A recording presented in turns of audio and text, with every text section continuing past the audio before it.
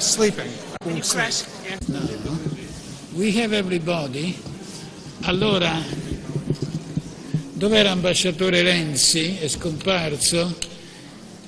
Si siede prima, poi non so Lorenzo Trombetta come fa ad entrare qua dentro.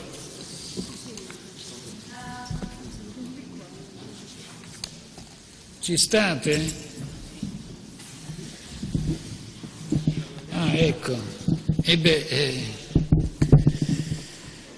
I don't know whether we have simultaneous translation. We speak our respective languages. We speak Italian. We speak.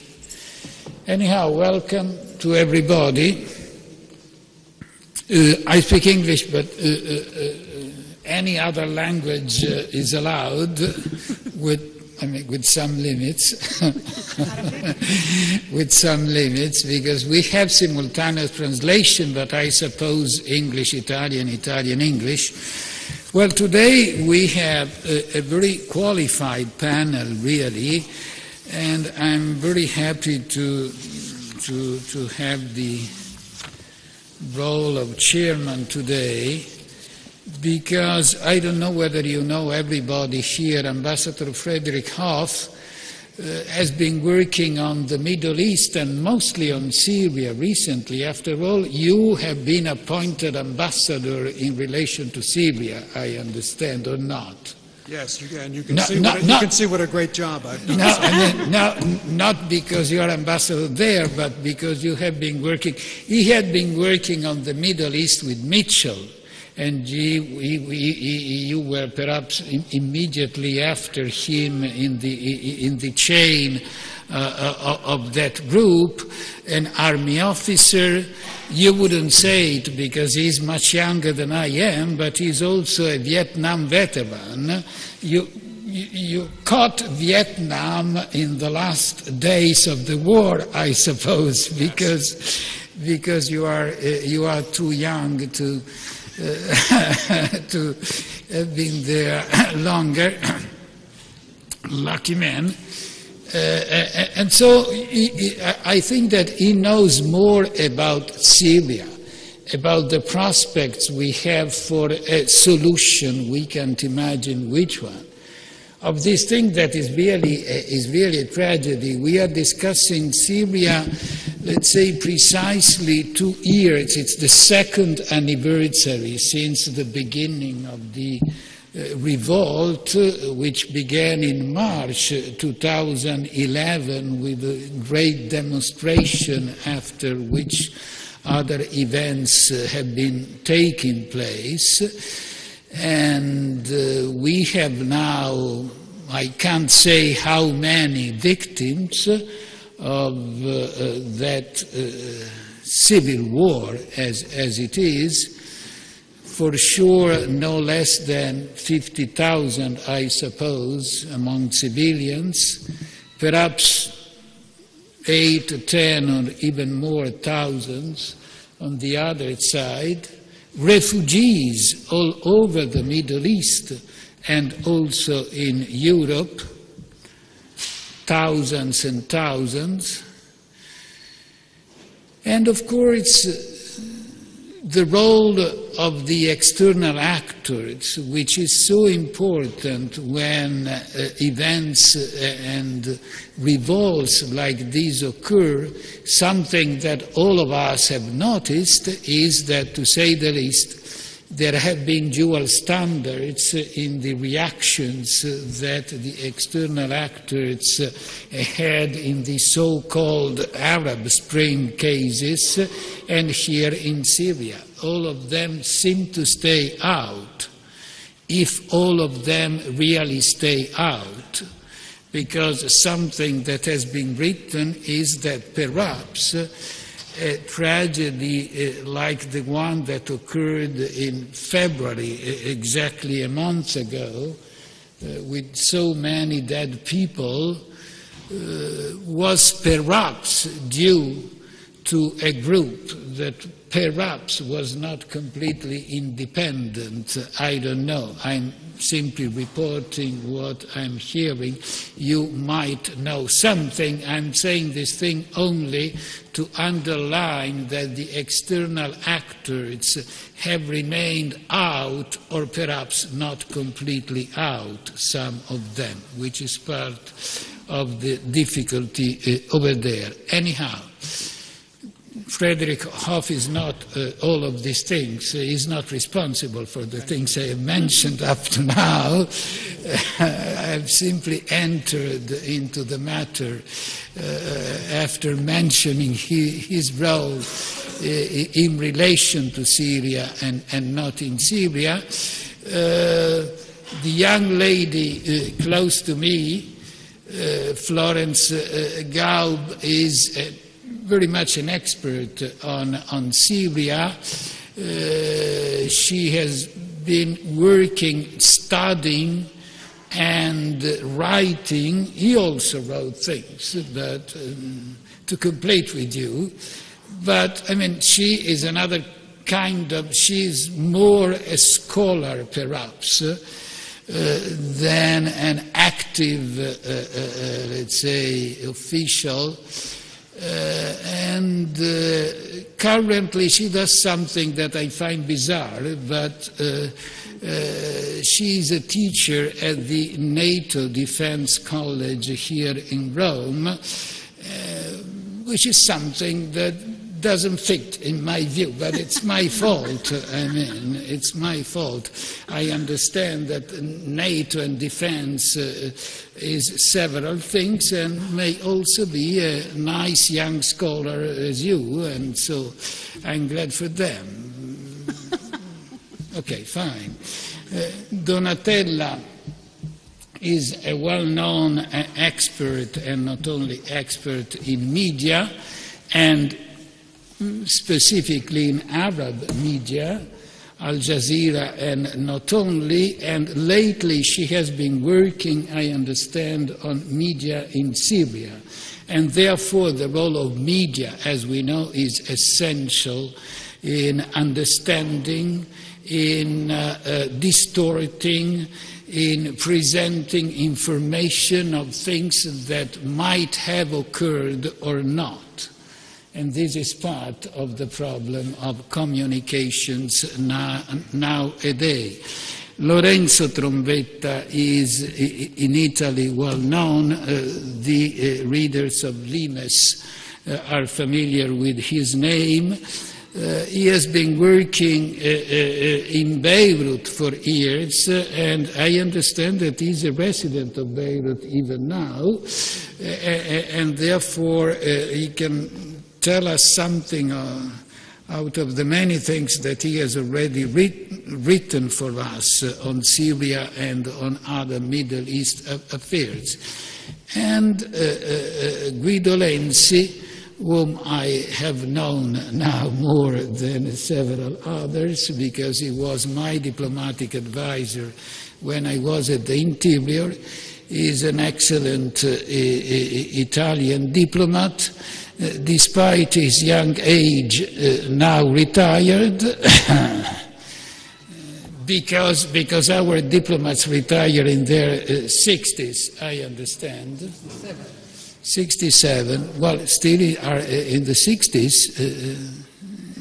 But anyhow, are you 70 now? Are you 70 now? Can we change the subject? Okay, so she has got the threshold.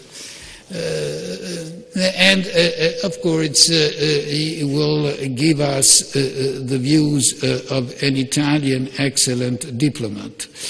The order, have you taken among yourselves sort of arrangements about the order, or no? I thought the ambassador would go first. So why don't we use the ambassador and we give him the privilege to open our works, and therefore you will have the advantage to comment what he has said for us. You have between 20 minutes and 20 hours. If you stay closer to the 20 minutes, it might be more acceptable.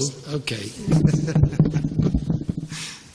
Well, President Amato, distinguished colleagues and guests, I'm deeply honored to be here at the Centro, Studi, Americani to speak about the United States, Europe, and the case of Syria. One of my main duties, in fact, when I was a State Department official, was to work closely with European partners and allies on the evolving situation in Syria. It was always a pleasure to work with Italy in this regard, whether on a bilateral basis or within the core group of the Friends of the Syrian People group. Indeed, Italy is a genuine friend of the Syrian people, and the reason I say that is because when the history of this sad episode is eventually written, the role of Italy in keeping the world's attention focused on the humanitarian disaster emerging from Syria will receive prominent and favorable notice. Of that I am certain. There are many aspects of the relationships that have evolved between the United States and Europe since March 2011 with regard to Syria. One could speak at great length on coordinated actions taken on economic sanctions, humanitarian assistance, and support for the opposition. One could describe in detail how Europe and the United States have isolated Syria's Assad regime diplomatically and politically and tried to set the stage for peaceful, negotiated political transition, which remains our joint objective.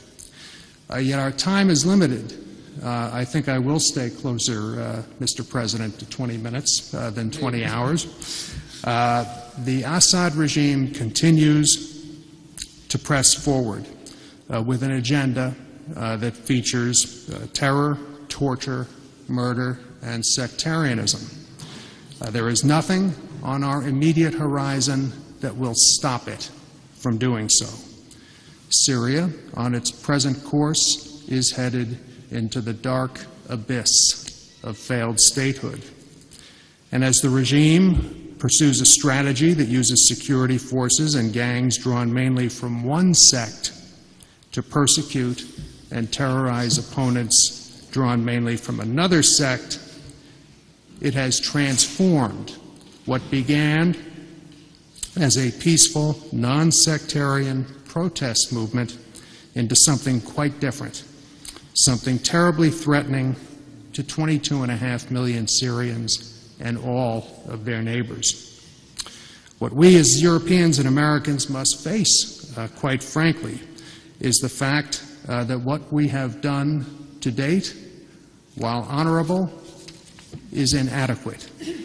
We must adjust our policies accordingly, keeping in mind that the closest possible coordination and cooperation between Europe and the United States is the absolute prerequisite for successfully mitigating and overcoming the challenges presented by the Syrian crisis.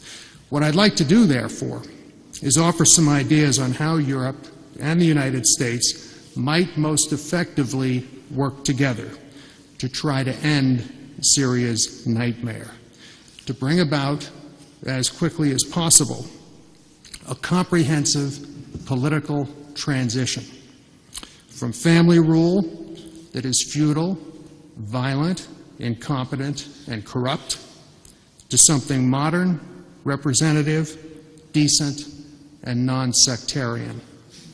A transition from rule by fear to rule of law, from government serving a family to government serving the governed and deriving its powers from them. All of our governments, every one of them, have supported the goal of a peaceful, negotiated political transition in Syria.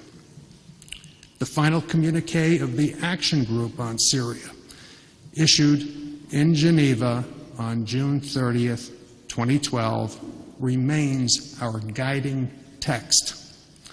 On that date, the 5 permanent members of the UN Security Council and others agreed that negotiators from the opposition and the existing government should meet and should form, on the basis of mutual consent, a transitional governing body, a government of national unity, that would exercise full executive powers in Syria.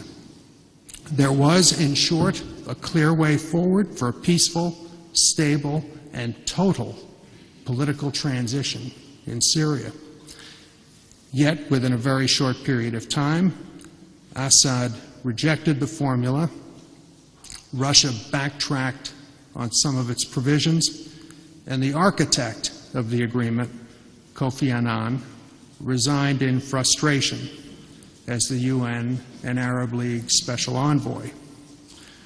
Annan's successor, Lakhdar Brahimi, has tried to resurrect the Geneva Plan, but Assad remains uninterested, and Russia has resorted to redefining full executive powers, saying it applies to the Syrian cabinet, which has no power, but not to the Syrian president, who has 100% of the power. There is nothing dishonorable or naive, in my view, on the part of Europe and the United States wishing to see a peaceful, negotiated transfer of power in Syria. The problem is the 2 key parties, the Syrian regime and the Russian Federation, see no value in it. My own belief is that Russia and the regime are weighing the clear, on-the-ground determination of Iran and Hezbollah to produce a favorable military outcome against what they perceive to be uncertainty in the West. Assad believes Iran will save him. Russia thinks it can be on the winning side. Both sense they can deal a real blow to the United States and its allies. This is the reality we face when we call on Bashar al-Assad to permit political transition discussions to take place. These are the facts we confront when we ask Russia, as we do consistently, to be of assistance. What is our collective response to this situation? In my view, at best, it is discordant and confused. On the one hand, Secretary of State John Kerry and Foreign Secretary William Hague acknowledged the obvious. Assad's calculation must be changed for him to be the slightest bit interested in a negotiated transfer of power. This is why they have opened up direct relations with the armed Syrian opposition, relationships that, at least at the beginning, will provide non-lethal assistance to that opposition. In the case of the United Kingdom, it was a decision by the European Union to permit non-lethal assistance to the armed opposition that made it possible for Mr. Hague to announce that armored vehicles and other items would be provided. In the case of the United States, it will be food and medical kits. Now the United Kingdom and France are taking the lead in the European Union for a reconsideration of the one-sided arms embargo on Syria. On the other hand, however, we have senior European statesmen making statements that must, quite frankly, be reassuring to the Iranian Revolutionary Guards and the Hezbollah gunmen helping the Assad regime terrorize non-combatants. It has been said, for example, that providing arms to rebel groups might block any chance of getting Russia to stop supporting Syria in the UN Security Council, as if such a chance really exists. It has been said that delivering weapons to the opposition could present the danger of an arms race, as if Iran and Russia are holding back out of respect for Western restraint. It has been said we must be sure not to contribute to the further militarization of Syria, as if there is some moral or practical basis for a one-sided arms embargo rewarding the side that has deliberately channeled peaceful protest into armed resistance. It has been said that more arms only mean more deaths, and that the prevailing view in Europe is that a political solution is possible, as if Mr. Assad's recent insulting treatment of Lakhdar Brahimi never took place. It has been said that a military solution is obsolete, as if those now fully engaged in terrorizing vulnerable populations have signed on to negotiations.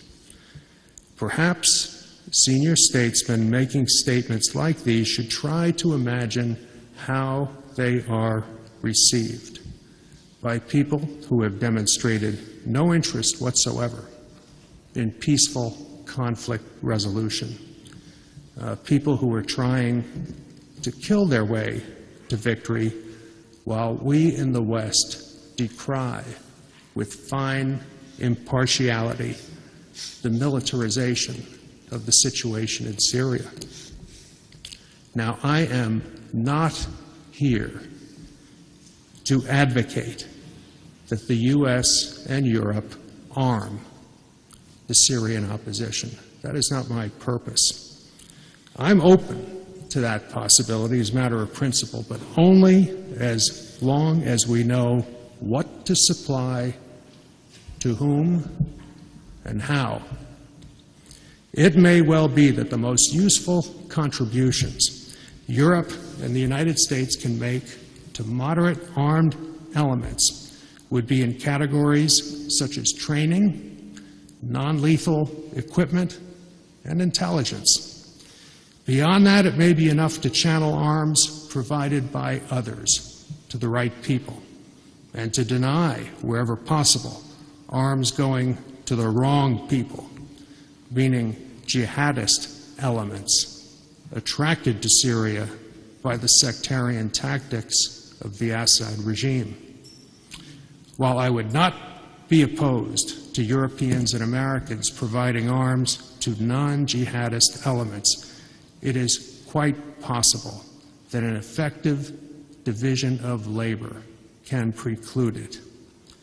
Above all else, the training, equipment, intelligence, and, if necessary, weapons we provide should be given in ways that encourage civilian political direction of military operations and promote the fortunes of those, armed and unarmed, who share our values. What I do advocate is that we first recognize we're dealing with a regime and supporters of that regime who do not share our values and our priorities. Well over 70,000 Syrians have been killed. Tens of thousands more languish in prisons where torture and murder are ubiquitous. Over 1 million have left the country in terror as refugees, and perhaps 3 times that number are internally displaced. The United Nations is estimating that by the end of this year, if things continue the way they are, there could be as many as 4 million refugees in the neighboring countries. If any of this bothers Mr. Assad or his supporters, they have done very well in hiding their grief. He and his backers are determined to preserve a family business regardless of the cost to Syria and its neighbors. To the extent he would be the least bit interested in political transition negotiations, it would be a function of whatever vulnerability he feels. How much vulnerability do we think he feels in light of the collected statements made recently at European Union meetings on the Syrian arms embargo? Thinking about what we say before speaking is obviously important, but it's what we do that counts. If we're truly interested in a political solution to this crisis, we will not get it by appealing to Mr. Assad's humanitarian instincts or imploring Russia to intervene on our behalf. If we truly want the political solution and are willing to work for it, then we will have to act together to try to change the regime's calculation. In my view, the best way to change the game and enable a peaceful transition is for Europe, the United States, and the friends of the Syrian people to support the formation and functioning of a new government, an alternate government, on liberated Syrian territory, a governmental alternative to the Assad regime that would be largely technocratic in nature, with ministers drawn from the Syrian opposition coalition and local councils inside Syria. In order for such a government to merit our support, it would have to consist of people and promote a program reflecting non-sectarian rule of law, civil society, and citizenship. The idea that being Syrian is all that matters in government and politics. Such a government would, at long last, offer Syrians, particularly minorities, that tolerate the Assad regime only because they know not what will follow it, an alternative to family rule. Such an alternative can never truly be presented in a credible and attractive manner by an opposition, because an opposition, by definition, lacks the capacity to speak and act authoritatively. The process of forming such a government would, in fact, give the Syrian opposition a specific goal to prepare for and achieve, without which it may splinter over inconsequential matters. Indeed, it's possible that this is happening as we speak. Yet the central point I'd like to make is this: a decision on the part of Europe, the United States, and the friends of the Syrian people to support the formation and functioning of a new government on liberated Syrian territory would involve real work and real commitment. It would not be a rhetorical, empty gesture. It would not be a symbolic deliverable for a ministerial level meeting. A government must be able to govern. It will need resources. It will require on-the-ground technical assistance and advisory services. It may well need help defending populations under its jurisdiction. It should be recognized by Europe, the United States, and the friends of the Syrian people as the legal government of Syria and credentialed in the United Nations. All of these things would require of us a strategic paradigm shift. This is not about strategic communications and messaging. It's about facing reality in Syria and changing the calculation of the Assad regime. The central reality is that a government installed on Syrian territory must be prepared to govern. It must govern securely and successfully. It must not be set up to fail. Still, there are objections to those who prefer to hope that the fire consuming Syria will burn itself out without the benefit of a fire brigade. Even though the opposition has been clear that it wants no foreign military forces intervening inside Syria, we would have to be prepared to respond appropriately if the regime and its supporters elect to attack the new government militarily and conduct terror operations on civilian populations falling under that government's de facto jurisdiction. While a Western response need not and should not involve the insertion of forces inside Syria, it could indeed involve engaging regime targets with standoff weaponry. And the new government may wish to enter into formal security assistance relationships with some of the countries recognizing it. Clearly, even if boots on the ground are ruled out in advance, any decision to support the establishment of such a government must be accompanied by a decision to defend it if necessary. Allow me to be perfectly frank on this score. This is a Rubicon that our governments have not yet crossed. Yet I suspect it must be crossed, and eventually it will be crossed, if we are to help Syria and the surrounding countries avoid the nightmare of a Syrian state. It will also be argued that the Syrian opposition is not ready to govern. One response to this proposition is actually easy. Is Bashar al-Assad prepared to govern? Is the so-called Syrian Arab Republic government an order-taking mechanism for a family regime prepared to govern? Has it ever really governed? No doubt, Syrian opposition suffers many, many internal divisions. No doubt, there are differences between and among exiles, between and among those fighting and dying inside Syria, and between insiders and outsiders. Yet did we not, as members of the Friends of the Syrian People Group, recognize the Syrian opposition coalition as the legitimate representative of the Syrian people? Was that an empty gesture?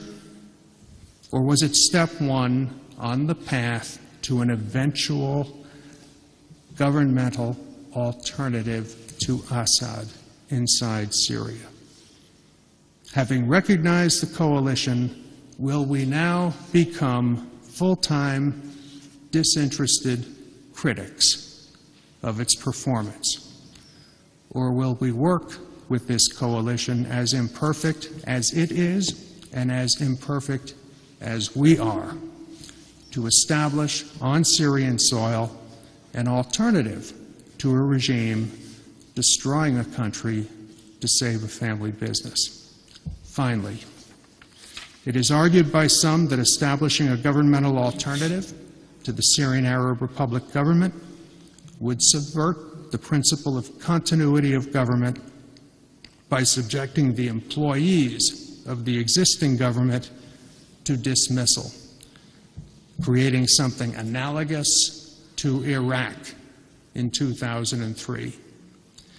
And yet, there is no reason why such an alternate government could not negotiate with Assad's government on the structure, program, and composition of a national unity transitional government, if only Assad someday agrees to negotiations.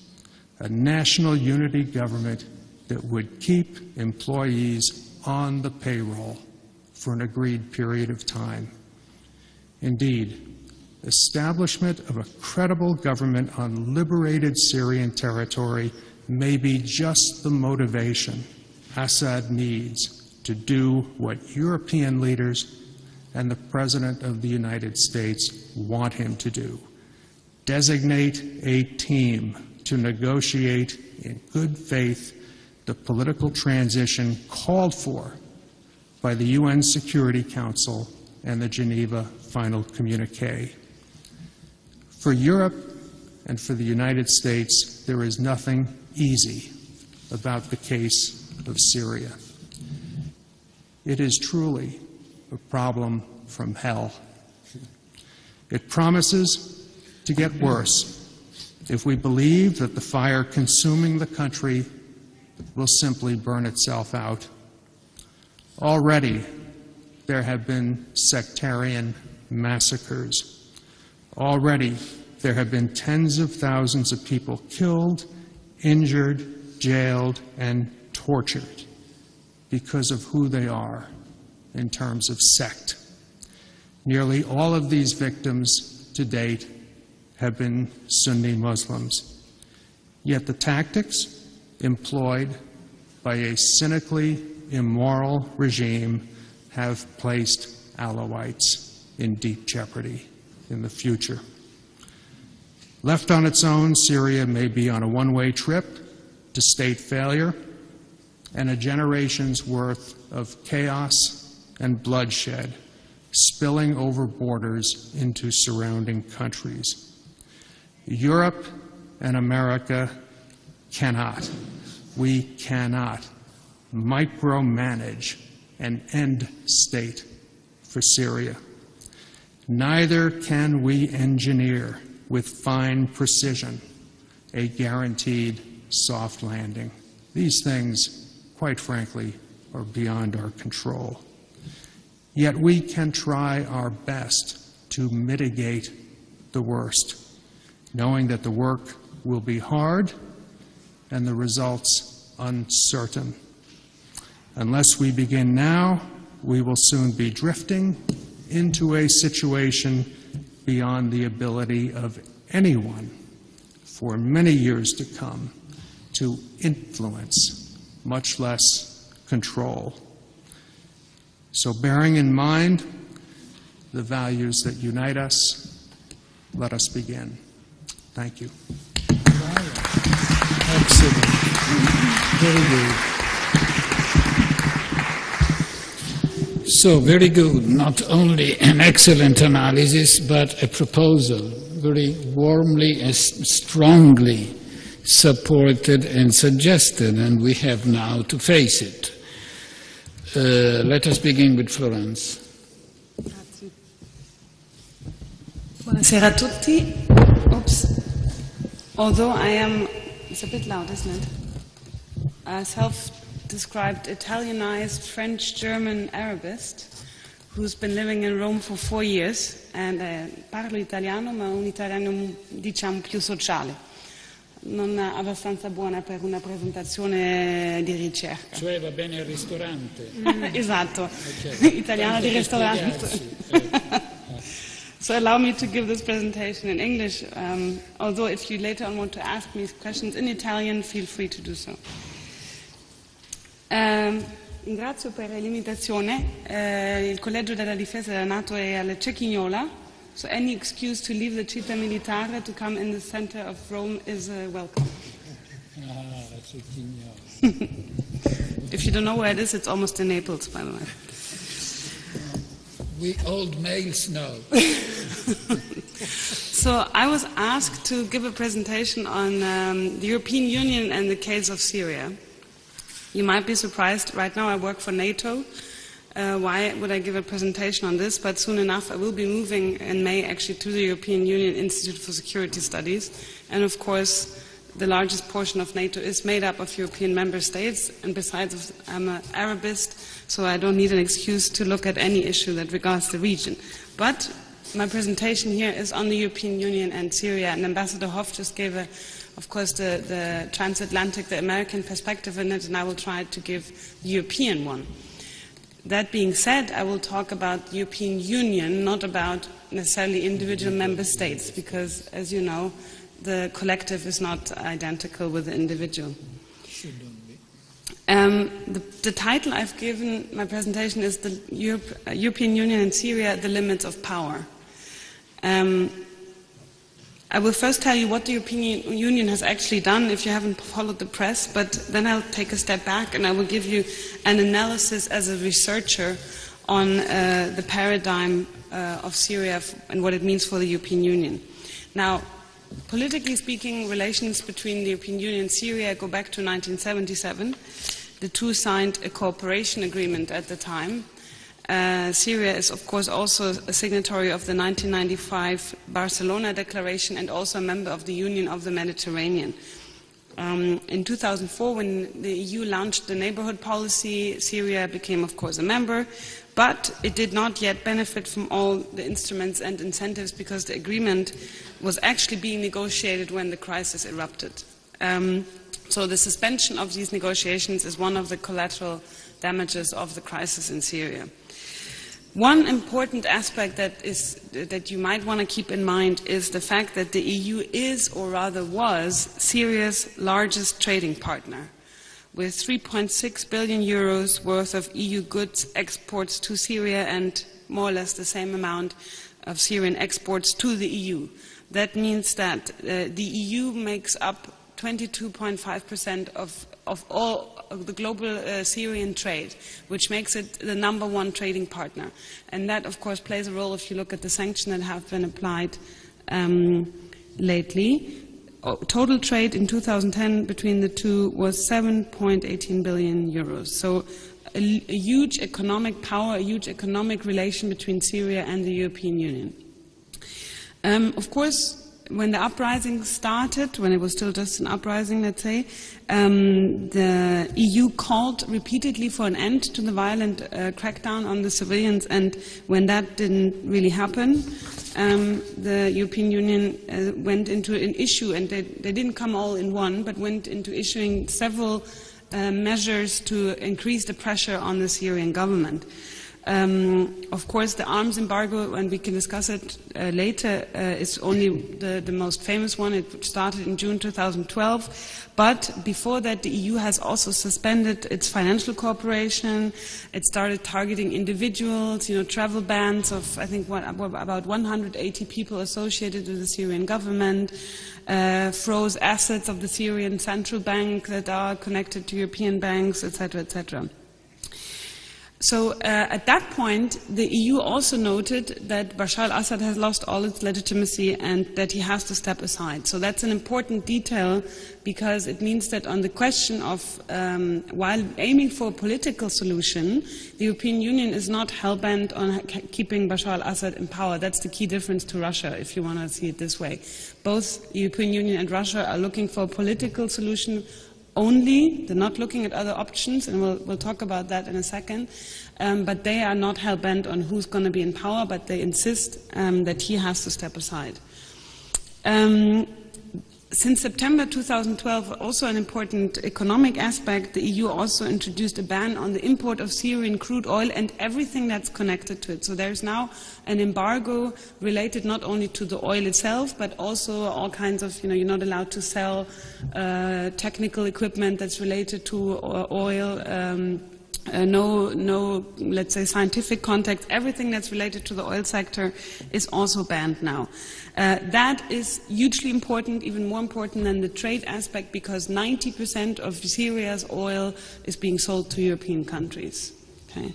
So that's an important detail to keep in mind. A further financial aspect will follow from the suspension of cooperation projects that were already ongoing, and of course what I already mentioned, the fact that all negotiations between the European Union and Syria are now on hold.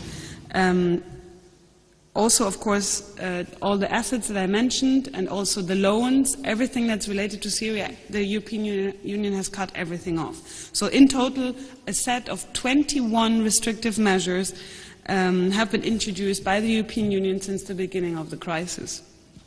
In addition, the EU has as a whole committed now in the last 2 years 600 million euros in humanitarian assistance.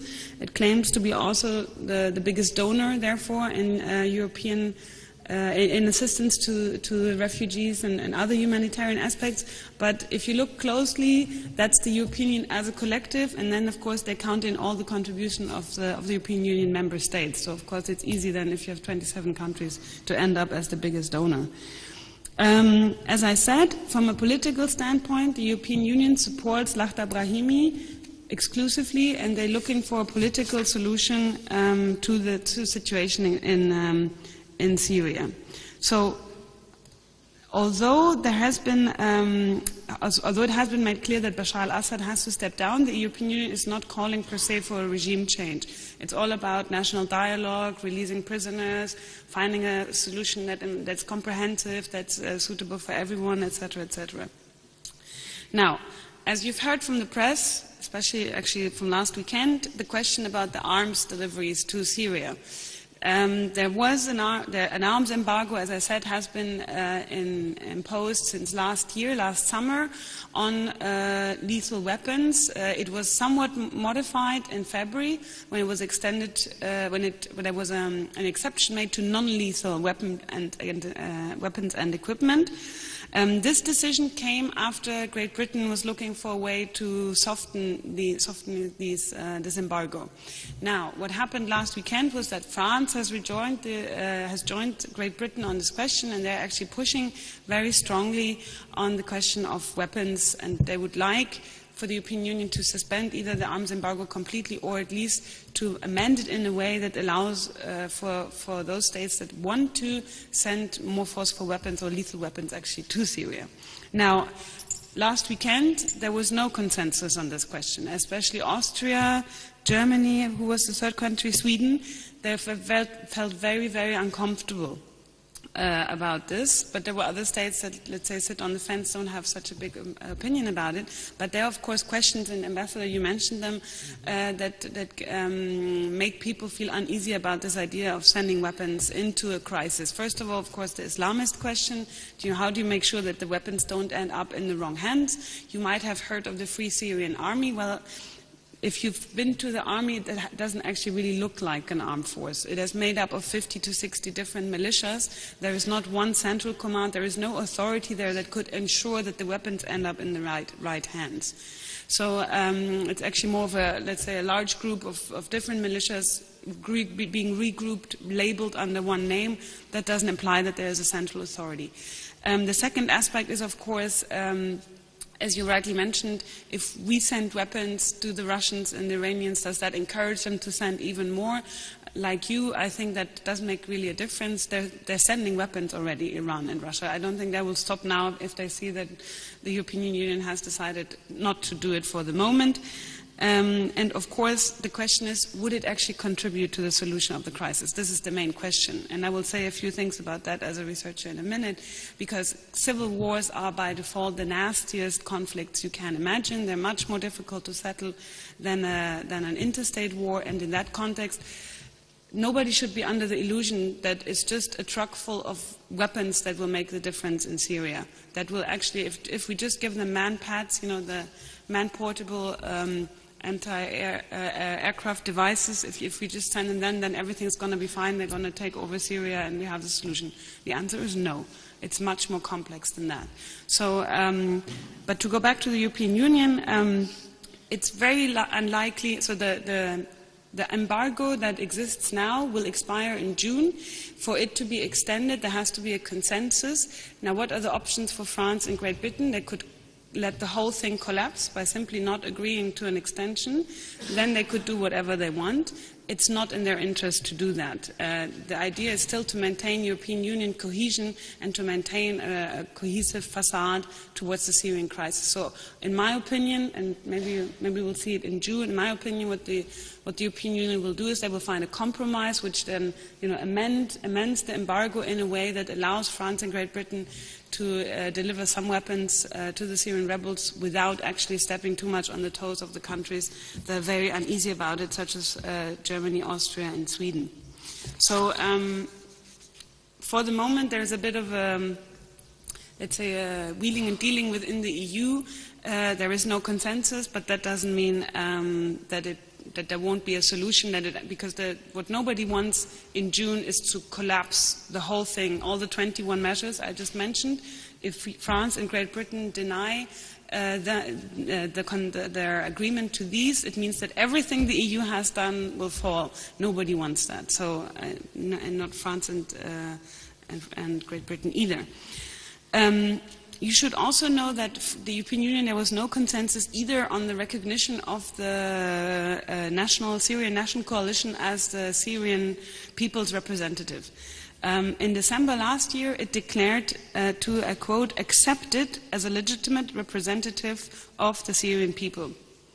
But if you look at it closely, that does not imply that the European Union as a whole recognizes it as the sole representative. And that's an important detail, because the United Kingdom and France, for instance, recognize the coalition as the sole representative of the Syrian people, whereas other states, like Italy, like Germany, like Austria, have recognized it as the legitimate representative. So that means effectively that we've recognized both parties as legitimate, which is important in terms of legitimacy and in terms of how later on, if you want to solve the crisis, what place do you give Bashar al-Assad, or rather his regime, at the table. So, in sum, what the EU has done in the Syrian case falls in line with exactly what other actors, such as the United States, have done. Sanctions, weapons embargo, call for political dialogue, a timid recognition of the opposition, which, as you know, has taken some time to constitute itself. Now, given that the European Union is 27 member states, that's actually not so bad. Now, this is actually where the official part ends. Okay, so all of this you can find on the EU's website. Now comes the analysis, and that's not so pretty. Because, and this is an analytical point of view, the main assumption of all of these steps that the EU has taken are that these steps can increase the likelihood of a negotiated settlement. Now, forget French and British attempts for the moment to maybe open the military box, but we're talking about the European Union as a whole. So this assumption is wrong, in my view. First of all, because the stakeholders, such as the European Union, are not equally interested in what's actually happening or in the outcome of the crisis. So the European Union, compared to the other stakeholders, such as the United States, such as Russia, such as Iran, is not in the forefront. So its decisions will not be the big game changer that maybe it would like it to be. So the big game changers in Syria today are the United States, Syria, Iran, and Russia, not the European Union. The European Union is kind of in a second row. That's also because the European Union's stake in this conflict is not as big. So there's an asymmetry in the how much is at stake for the different stakeholders in the crisis. And the interesting thing is that for Russia and Iran, there is a lot at stake in the Syrian crisis. They have a lot to lose. What does the European Union, what do the United States have to lose in the Syrian crisis? Okay, there's the humanitarian aspect, which is of course deplorable and big, but on a strategic level, I mean, even if the crisis is contained for both the United States and the EU, it wouldn't be the biggest drama. It would be a big drama for Iran and Russia. Now, don't get me wrong, I'm not condoning this, but I'm explaining why the push behind these decisions is not as strong as you would like it to be. Not from the outside, but also not from the inside. Meaning that in Syria, in Bashar al-Assad's regime, the decisions by the European Union to impose sanctions, well, okay, it hurts him economically, but it won't hurt him politically as much as the EU would want it to be. The second thing is that if you think about how I said earlier, civil wars are particularly nasty. Compared to interstate wars, they're very difficult to end. Put bluntly, civil wars end under two conditions. One is one side wins. The second is both sides, and this is very important, I stress the word both sides recognize that they can't win. And they're therefore going to go for a negotiated solution. Okay? Now, if you look at the statistics that exist on civil wars, the first option is much more likely that one side wins. 70% of civil wars end because one side wins.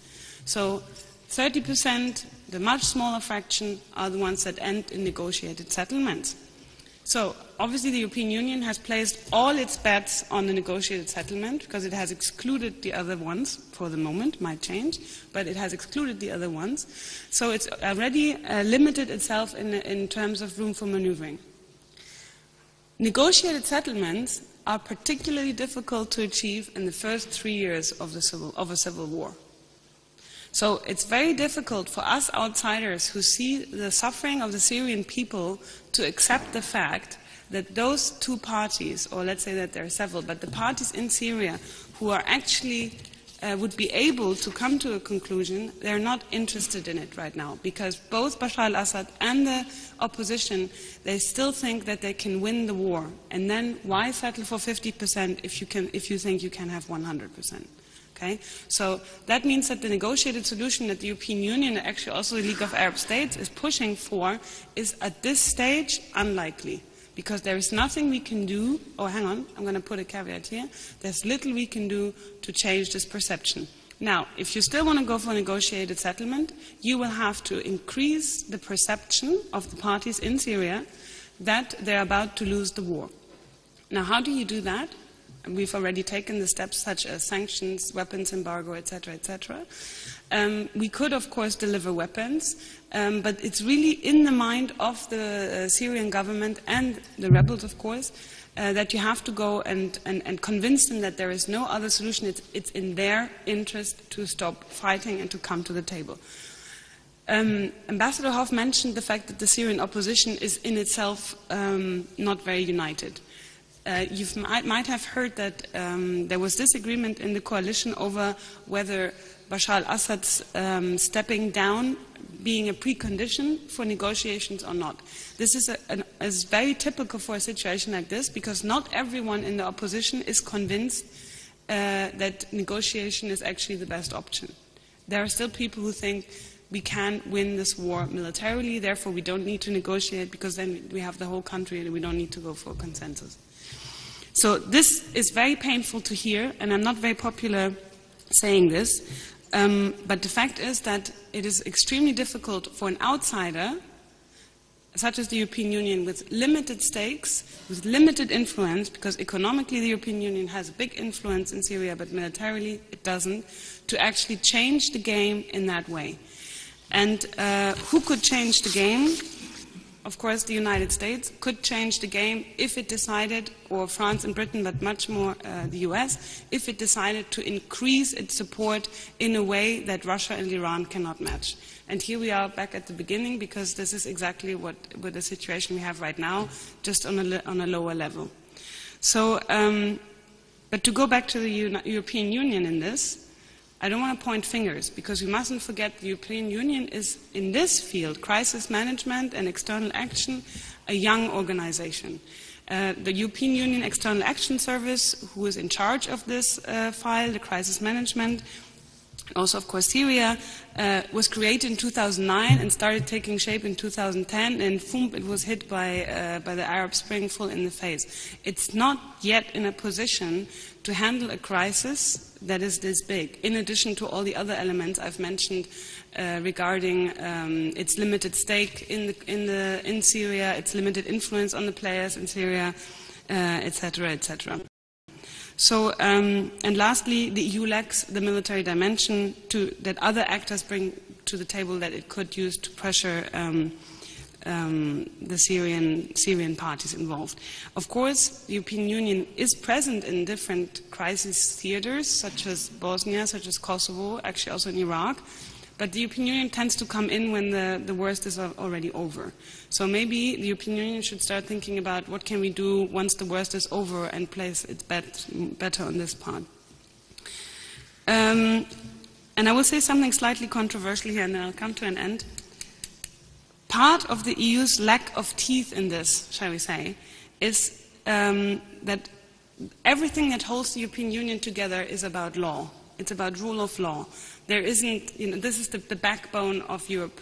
Well, in a crisis like this one, you're entering situations that are maybe beyond a clear legal framework where different legal aspects overlap, where sometimes what's right is not legal, such as, for instance, the bombing of Kosovo in 1999 without a UN mandate. The European Union at this point is not ready to leave a very clear legal situation and venture out into something as let's say, dirty as conflict management, where you have to get down on your knees and get into the mud. So this is probably where member states are more ready, willing and capable to transgress law, where, as I said, what is right is not necessarily legal. So on that note, I'll end, and I think okay. And that's it. And I think I've taken too much time. No. Thank you. Well,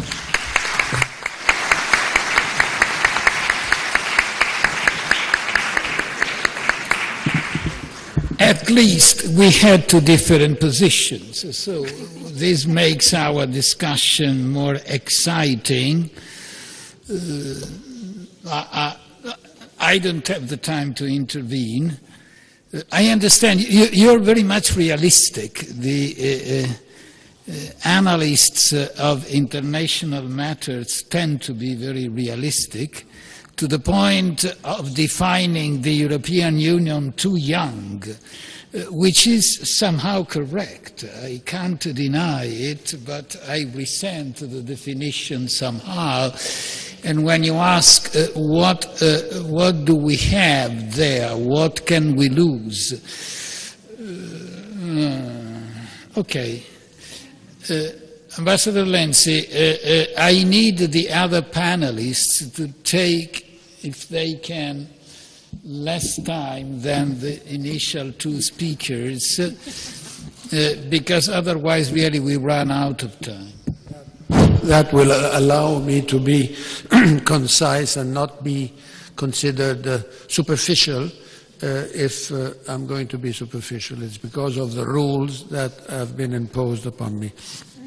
Dunque, parlando in italiano, che è una delle regole che mi sono state prescritte, dobbiamo partire dalla constatazione che quello che era ancora insieme al Libano l'estremo ultimo ridotto di un modello di civiltà mediterranea è irrimediabilmente devastato. Libano e Siria erano ancora due paesi che conservavano una diversità delle popolazioni che sono riuscite attraverso i secoli, i millenni, a conservare e a rendere prospero questa coabitazione di diverse religioni, non soltanto musulmane e cristiane e ebraiche, ma me le sono segnate, se non me le dimentico, i musulmani si dividono in drusi, curdi, ismailiti, alawiti, naturalmente sunniti e sciiti.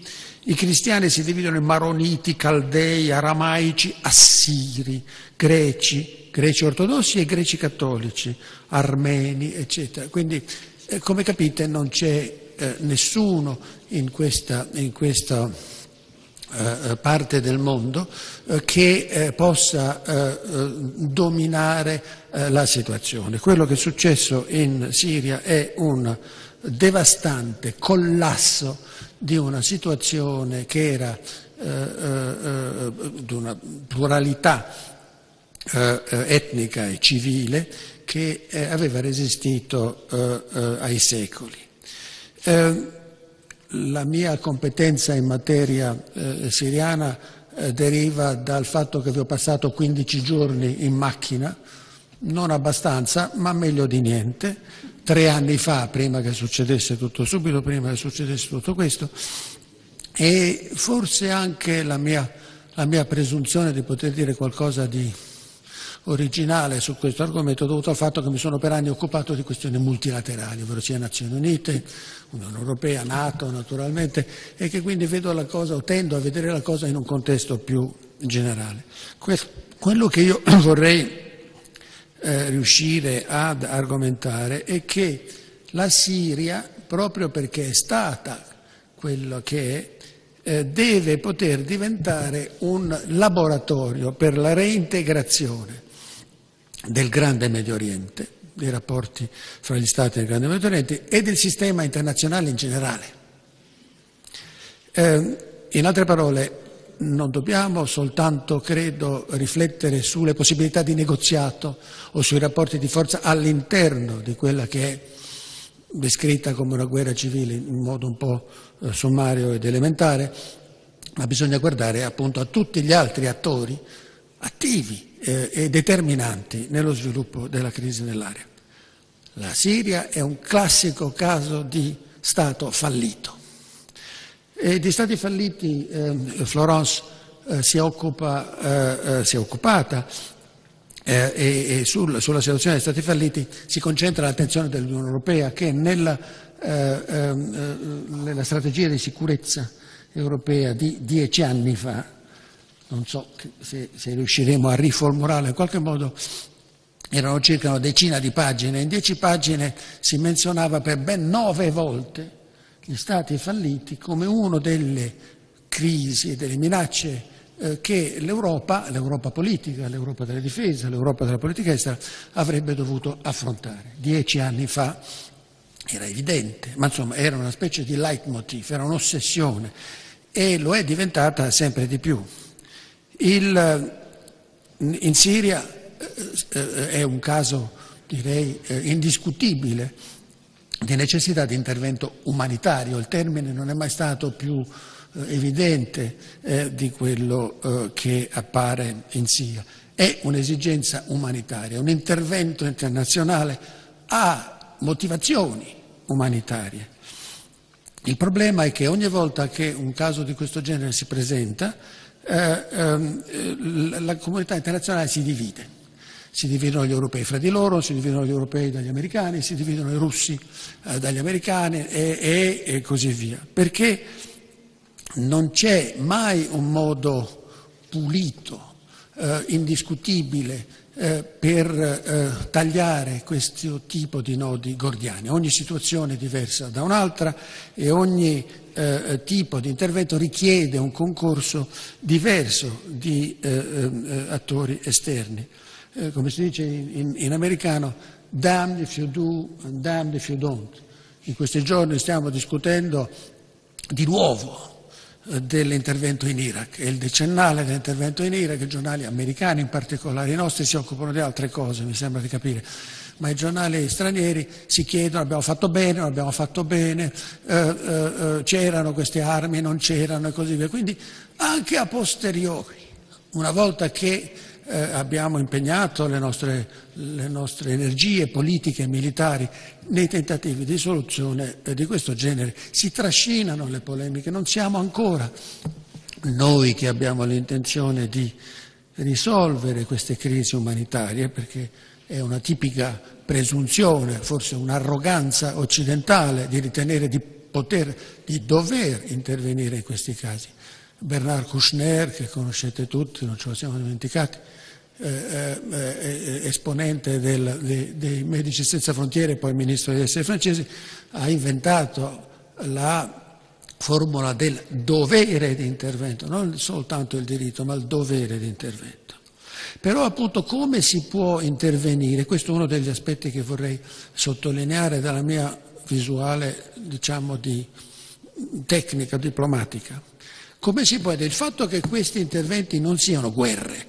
Non si può definire l'intervento in Libia o quello in Mali come una guerra secondo i principi e i criteri classici della guerra. Però anche in questi casi l'uso di strumenti militari per scopi non militari, anche a questi casi si applica la secolare dottrina della guerra giusta. Anche in questi casi si può benissimo applicare, si devono applicare i criteri che Sant'Agostino, San Tommaso, Grozio e tanti altri hanno man mano elaborato, secondo cui questi interventi devono rispondere all'esigenza di una retta intenzione. L'intenzione deve essere quella di migliorare la situazione, non di complicarla ulteriormente. Dell'estrema ratio, naturalmente, l'ultima soluzione possibile dopo aver provato tutte le altre, della legalità o verso una certa autorità, da dove viene chi autorizza questo tipo di intervento, e della proporzionalità. Sono i principi che Sant'Agostino e San Tommaso elencavano e che valgono ancora oggi, possono valere ancora oggi in casi che guerre, in situazioni, fattispecie di conflitto, che guerre non sono, ma che implicano l'uso di strumenti militari. Il problema della Siria è che, a differenza di quello che è successo in Libia, in Siria mi pare di poter dire mancano gli spazi per un intervento. Non ci sono gli spazi geografici e non ci sono gli spazi politici per un simile intervento. In Libia era molto più chiaro, c'era i tripolini contro i cirenaici, Tripoli contro Bengasi, uno spazio intermedio nel quale Gheddafi si rifugiava, dal quale governava uno Stato che Stato unitario non è stato che brevemente dal 1937, mi pare 25 anni dopo l'intervento italiano, la Libia si è costituita, l'Italia ha costituito uno Stato libico che non era mai esistito nella storia. E lì c'era uno spazio fisico per stabilire una no-fly zone, una zona nella quale, bene o male, siamo riusciti ad inserire questo intervento della comunità internazionale. In Siria questo non c'è, chiunque conosce, chiunque c'è stato, chiunque guarda la carta geografica, è, come dicevo, uno Stato composto a macchia di leopardo, con diverse popolazioni che convivono l'una con l'altra e che hanno convissuto per tanti anni l'una con l'altra e che sono prese, credo, tutte a tenaglia, la popolazione locale in generale, da questa lotta fra sciiti e sunniti, perché di questo sostanzialmente si tratta, credo, in Siria. Cioè è un'altra devastazione provocata da questo conflitto fra il neo-militantismo di Khomeini, iraniano, degli sciiti e i sunniti, o viceversa, sunniti con i jihadisti, eccetera. Era già successo in Libano, come ricordiamo. Questo non è che una ripetizione, se vogliamo, di quello che è accaduto in Libano. Allora c'è da chiedersi in che modo si può riuscire a vedere la situazione siriana dall'esterno, per così dire, in che modo si può tentare di ricomporre un qualche filone di pensiero che estragga le due parti dal groviglio di contraddizioni nelle quali ambedue le parti si sono trovate. Fra l'altro, come sapete, il leader del movimento nazionale, della coalizione nazionale, si è dimesso proprio ieri, se non sbaglio, per l'impossibilità di riuscire a tenere in riga, per così dire, il fronte delle opposizioni.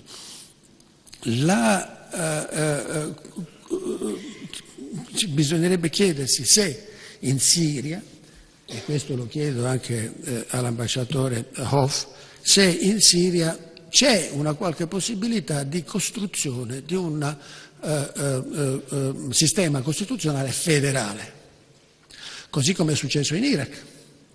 In Iraq l'intervento internazionale americano e poi degli altri ha prodotto un sistema federale, funzionano fra sciiti, sunniti e curdi. In Libano, dopo 2 decenni di guerra, in Libano c'è un sistema più o meno federale, pseudo-federale, fra cristiani, musulmani, sciiti, Hezbollah, eccetera. Ognuno dei quali, come in Bosnia, ognuno dei quali ha una funzione costituzionale da svolgere all'interno del paese. E che ne sarà del Kurdistan?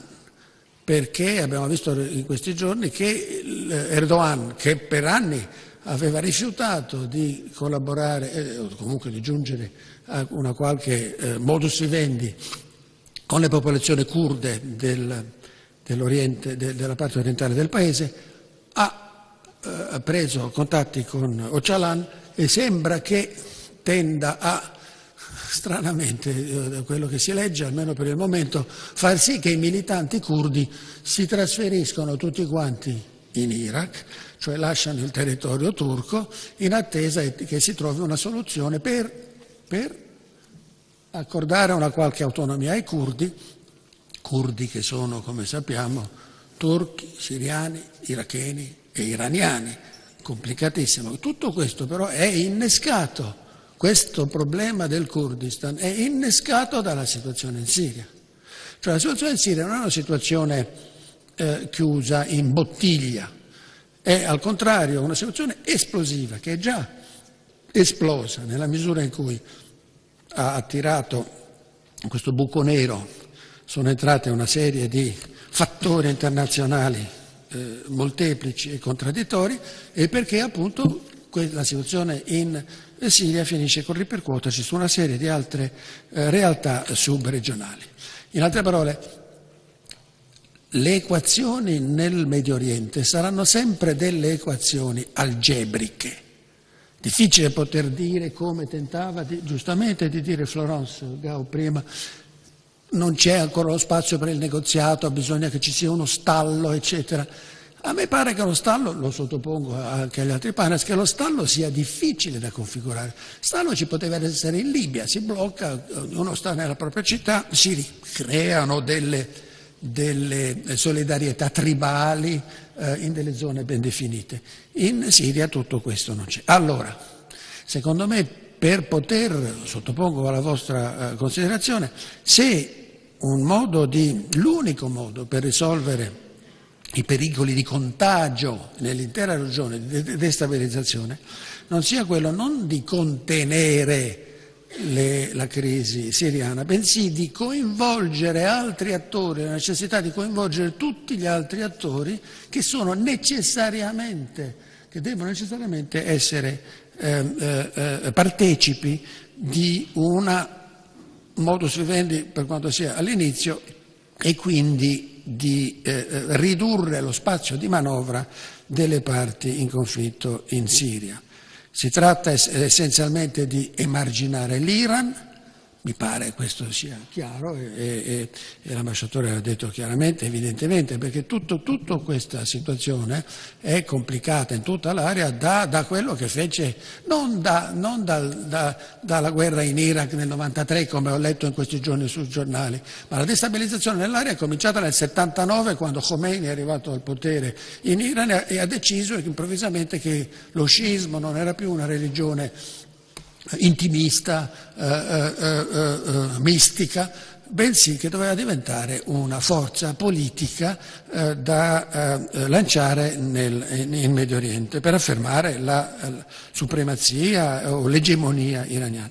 Emarginare l'Iran, limitare l'Arabia Saudita e il Qatar, cioè limitare la loro influenza, la loro capacità non soltanto di fornire armi, come abbiamo sentito, ma anche di finanziare attori che non sono tutti controllabili. Attivare molto più chiaramente due stati che sono stati fondamentali nelle equazioni mediterranee e che sono scomparsi un po' dal radar nella zona, e che sono la Turchia e l'Egitto. Erdogan, come abbiamo visto, sta tentando di recuperare una qualche credibilità, ma con grande fatica, è evidente, la questione dei curdi lo dimostra. E l'Egitto?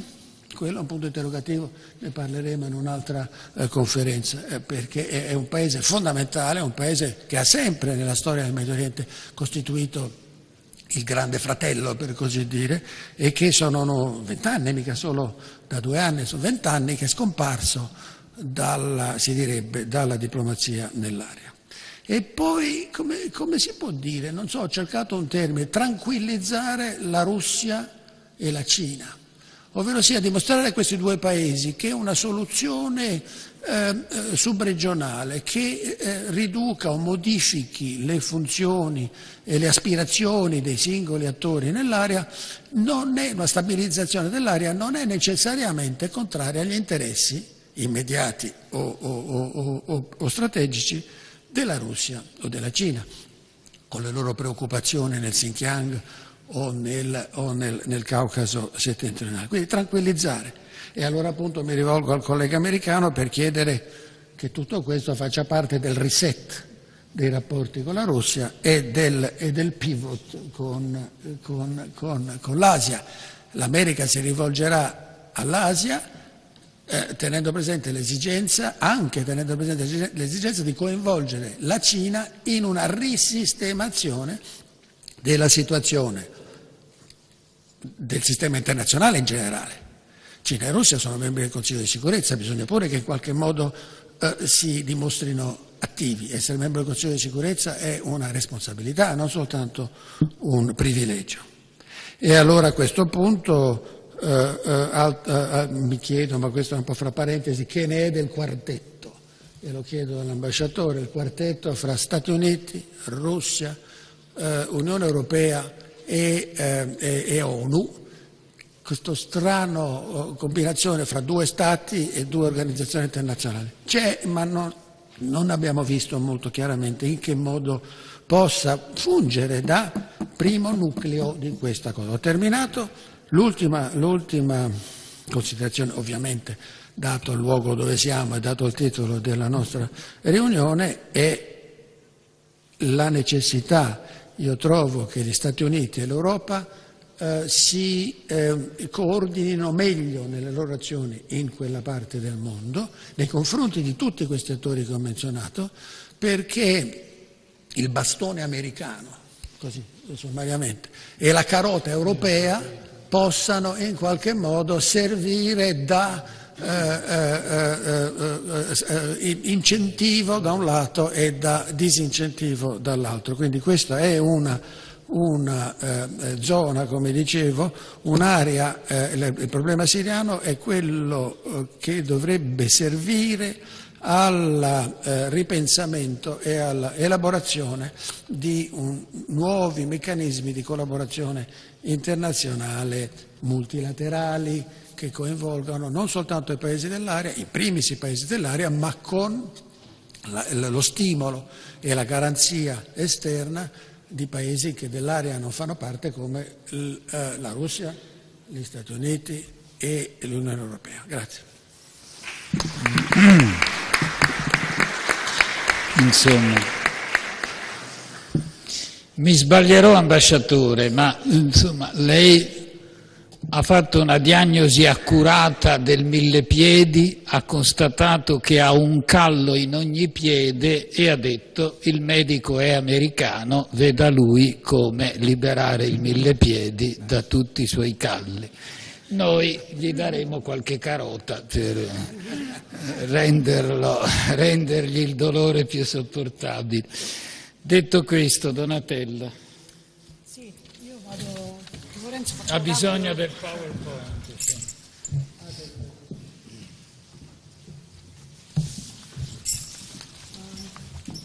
Non so se devo parlare shall I talk in English?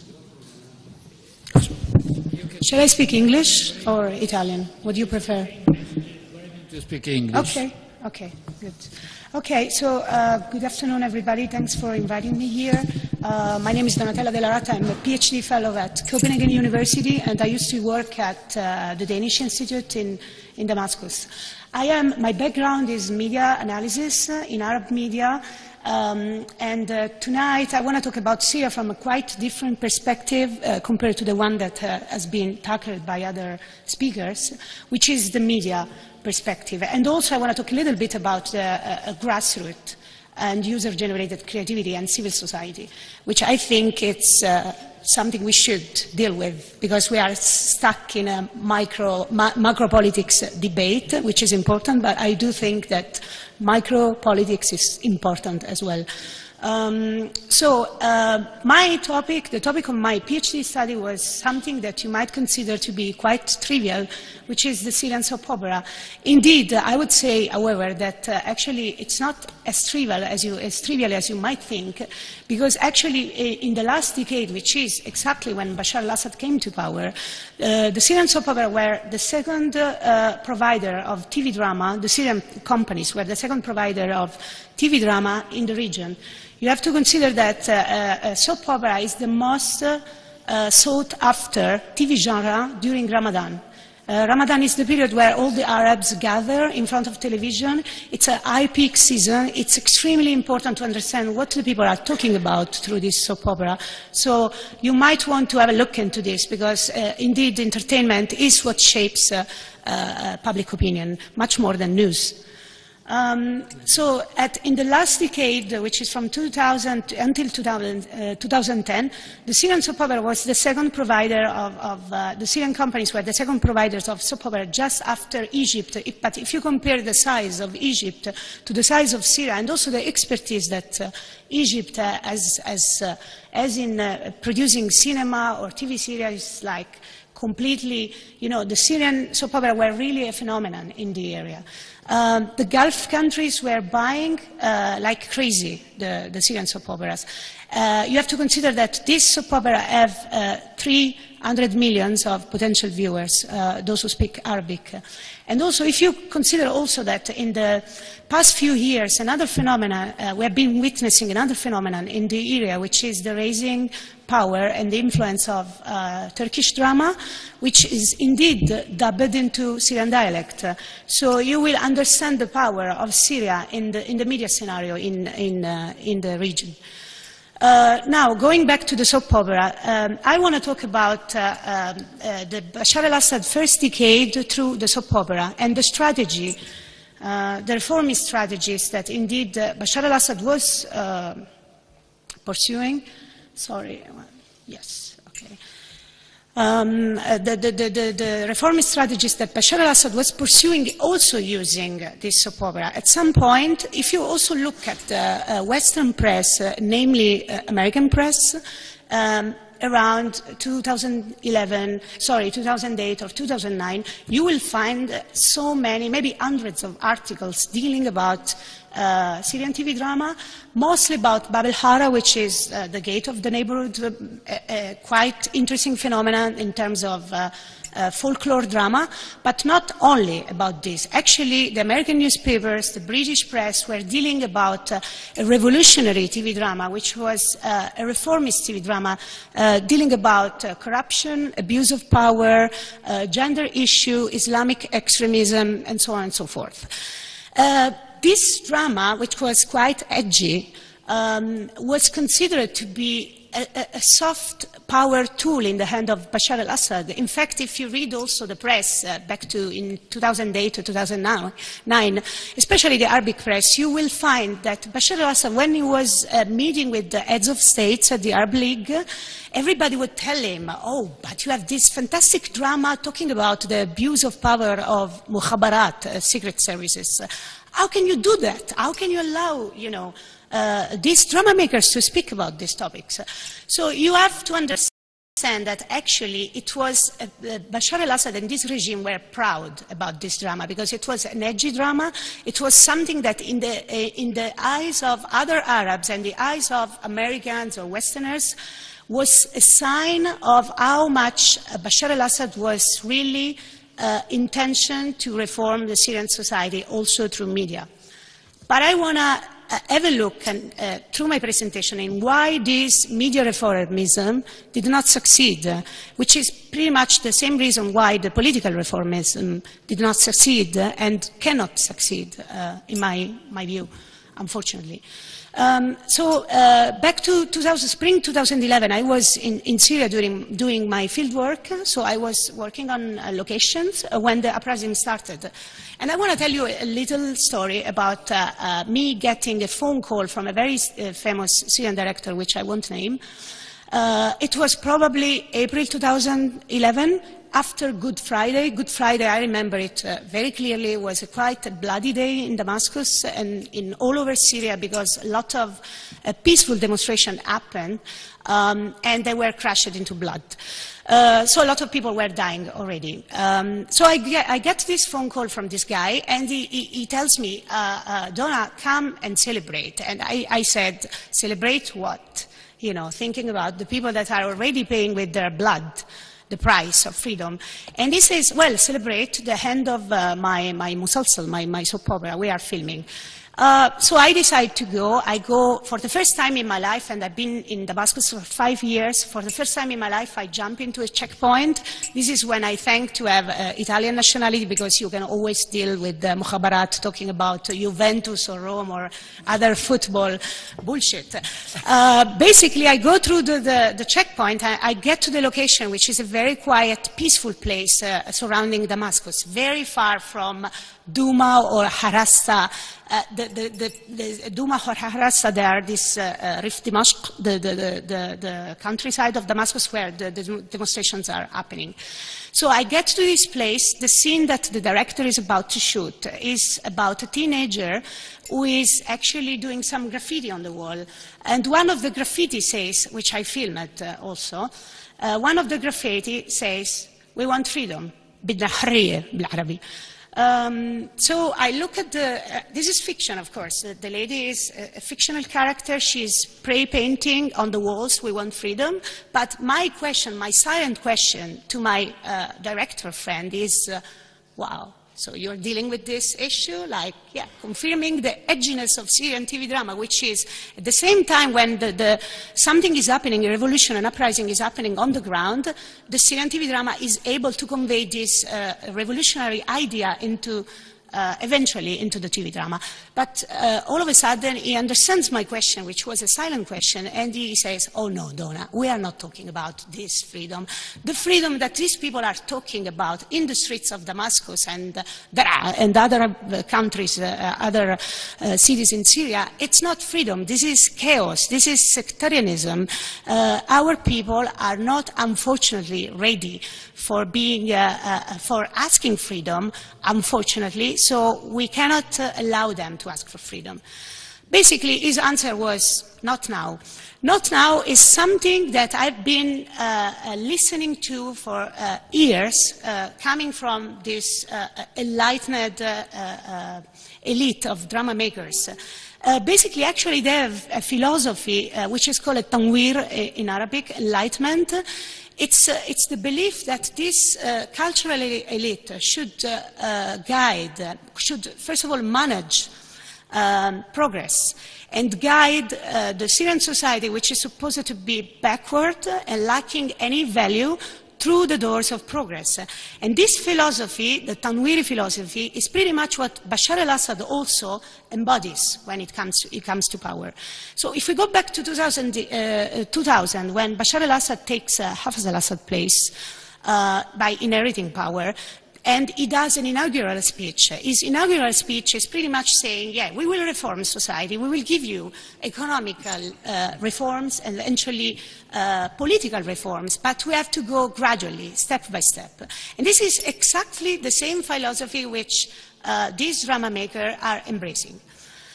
Even when the Damascus Spring happened, and I hope you are familiar with Damascus Spring, is something very important that happened in Damascus, the first, not the first, but the first under Bashar al-Assad protests, actually driven by an elite asking for more freedoms and eventually political reforms, the abolition of the emergency law and many other and the right to have political freedoms. So basically this movement, which starts in 2000 and goes through 2001, it's crushed by Bashar al-Assad. Bashar al-Assad, who is in front of this elite and even in front of his people, a reform-minded leader, somebody who does not have a military background, somebody who has been studying in London, somebody who is married to a former JP Morgan executives, in our views as Westerners, the perfect example of reformism. So even when Bashar al-Assad crashes on this reform, on this grassroots movement in 2000, 2001, still the drama makers give him an excuse and actually continues to support his political, allegedly reformist project with this edgy drama. So why is happening this? Why there is this elective affinities between an elite which is probably truly, genuinely convinced that society should be reformed, and that's why they talk about hot taboo issues like gender issues, Islamism, and so on and so forth in their drama.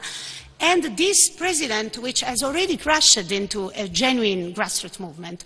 Well, basically, I do think that Bashar al-Assad succeeded with the TV drama makers in convincing them that the structure of the Syrian regime was composed by different sultanate powers, and it was actually the one sultan, the one power that would have been the reformist one. So it could eventually drive the change with this person and with this reform-minded circle at the palace, people like Busaina Sha'ban, for example, the media aide that he had at some point, still there.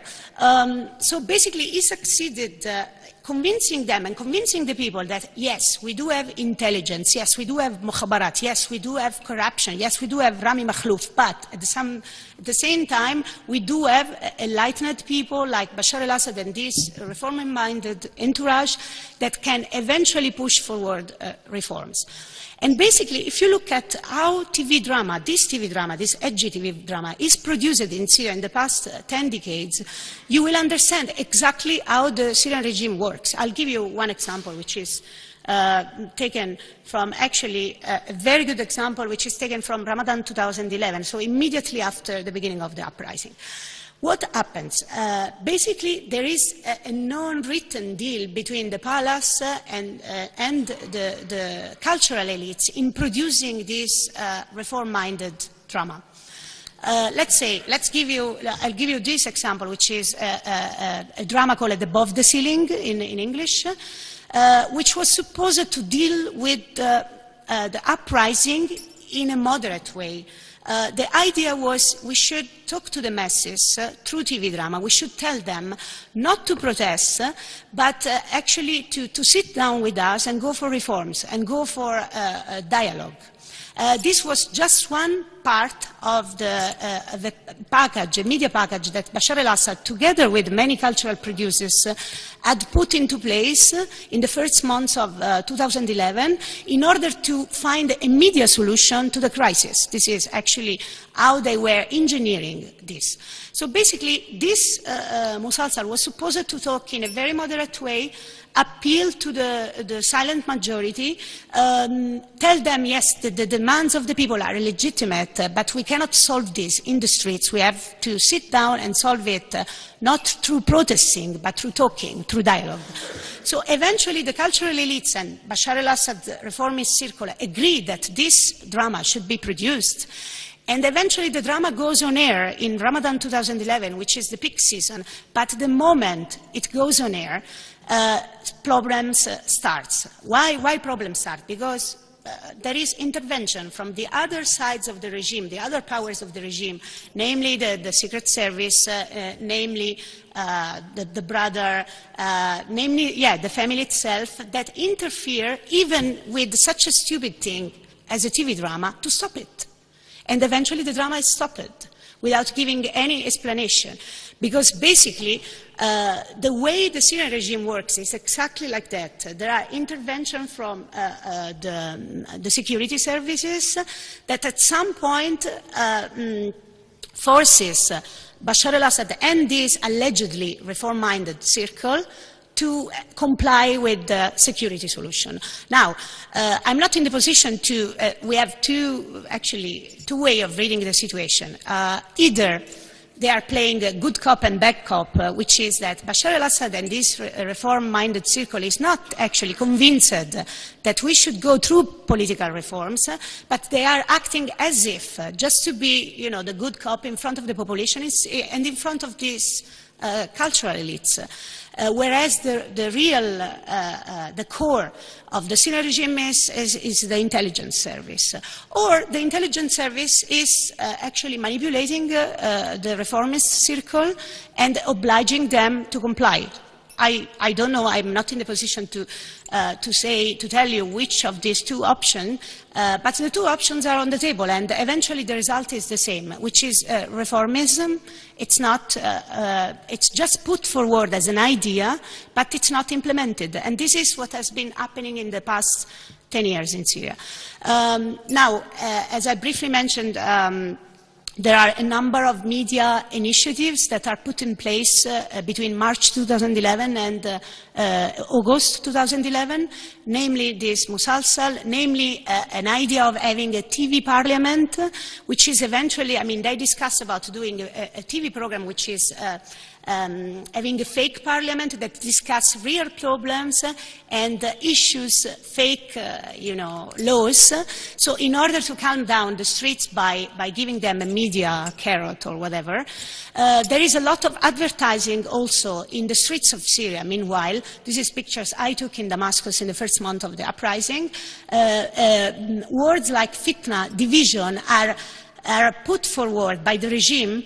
Again, fitna, or this one calling for the national unity. If you think that at that point, at that time, there was nothing in the protests which was appealing to sectarianism, you will understand that the Syrian regime from day one was convinced that we should drive the population into a sectarian divide, which was not present in the streets.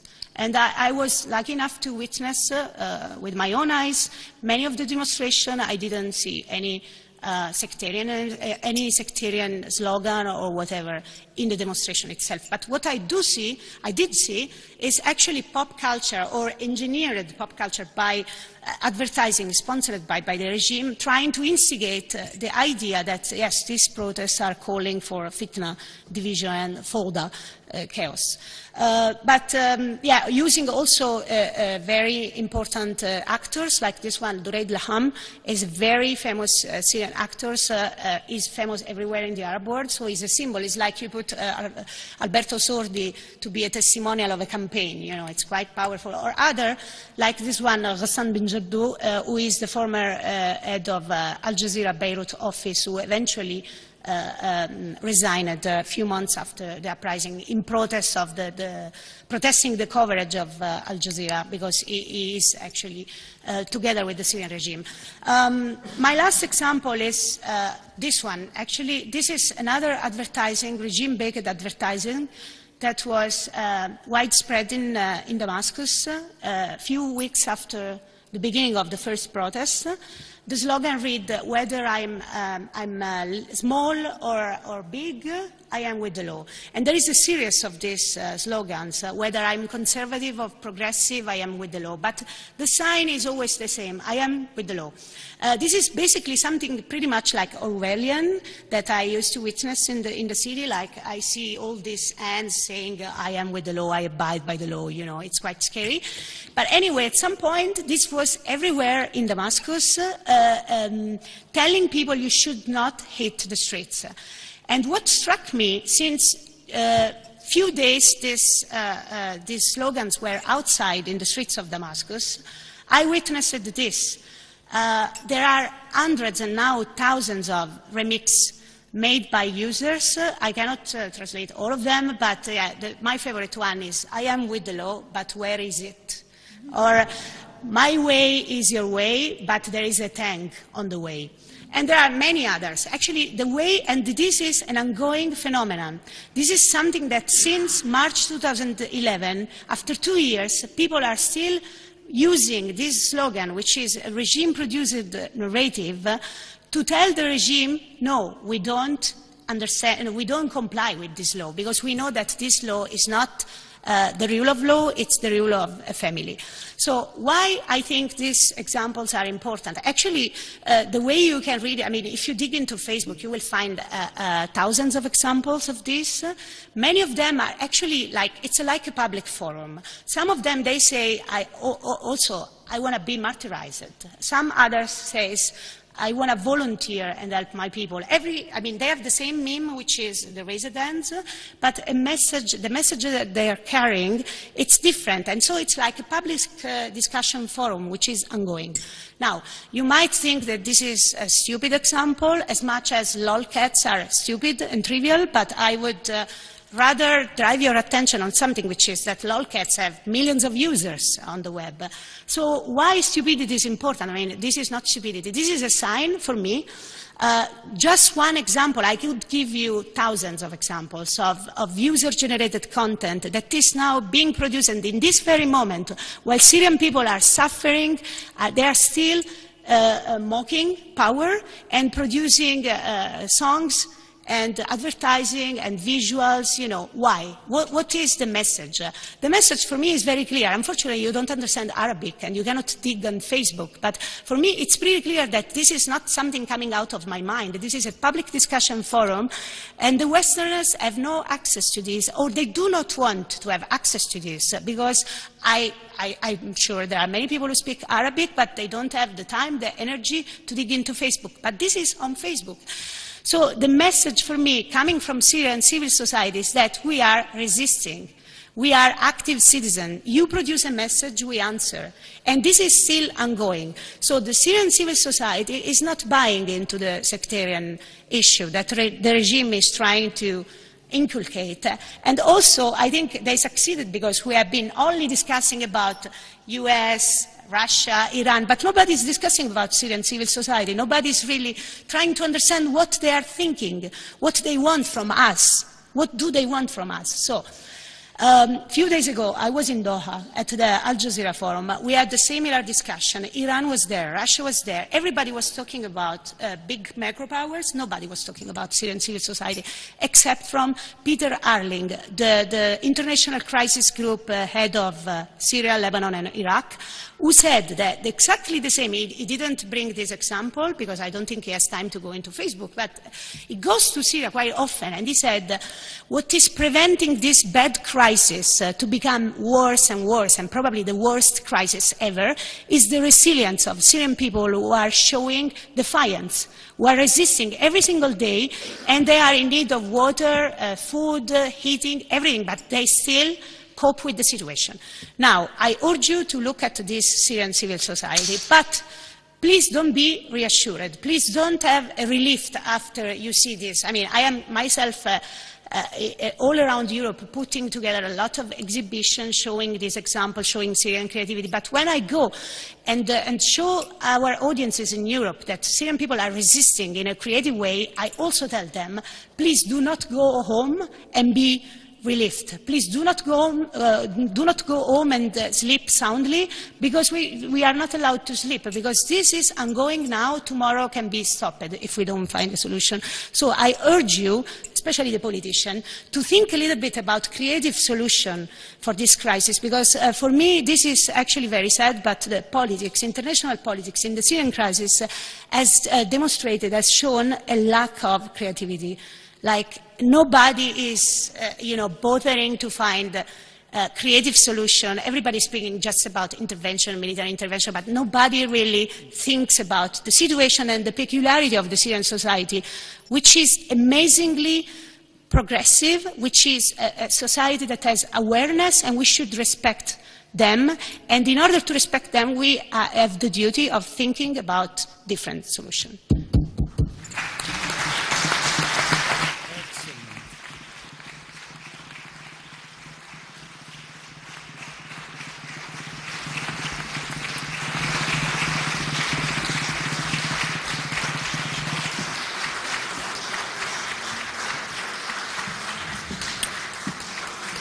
Very good, very good. Okay. I mean, she said to us not to be happy, so if you talk too much, it's now we are happy because we know that civil society is still there. I mean, still there suffering, she said. Now, we still have an intervention.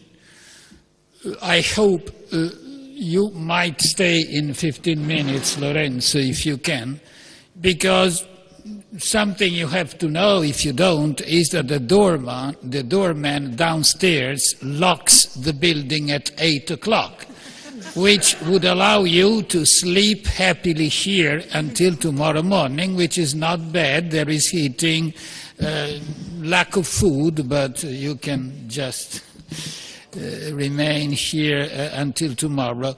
So I'd like to have your intervention, Lorenzo, and the usual 30 minutes for questions and answers before the doorman locks the building. Personally, I have to leave now, but you know that this conference has been organized by the US Embassy, the Center, Reset Dialogue, and Alitalia, which is gone right now. So I would give my role to Giancarlo Bosetti now, who is the chairman of Reset Dialogue, and if at 9 o'clock you're still here, you can give me a call. I'll find a way to sneak you out. Thank you. Giancarlo, please.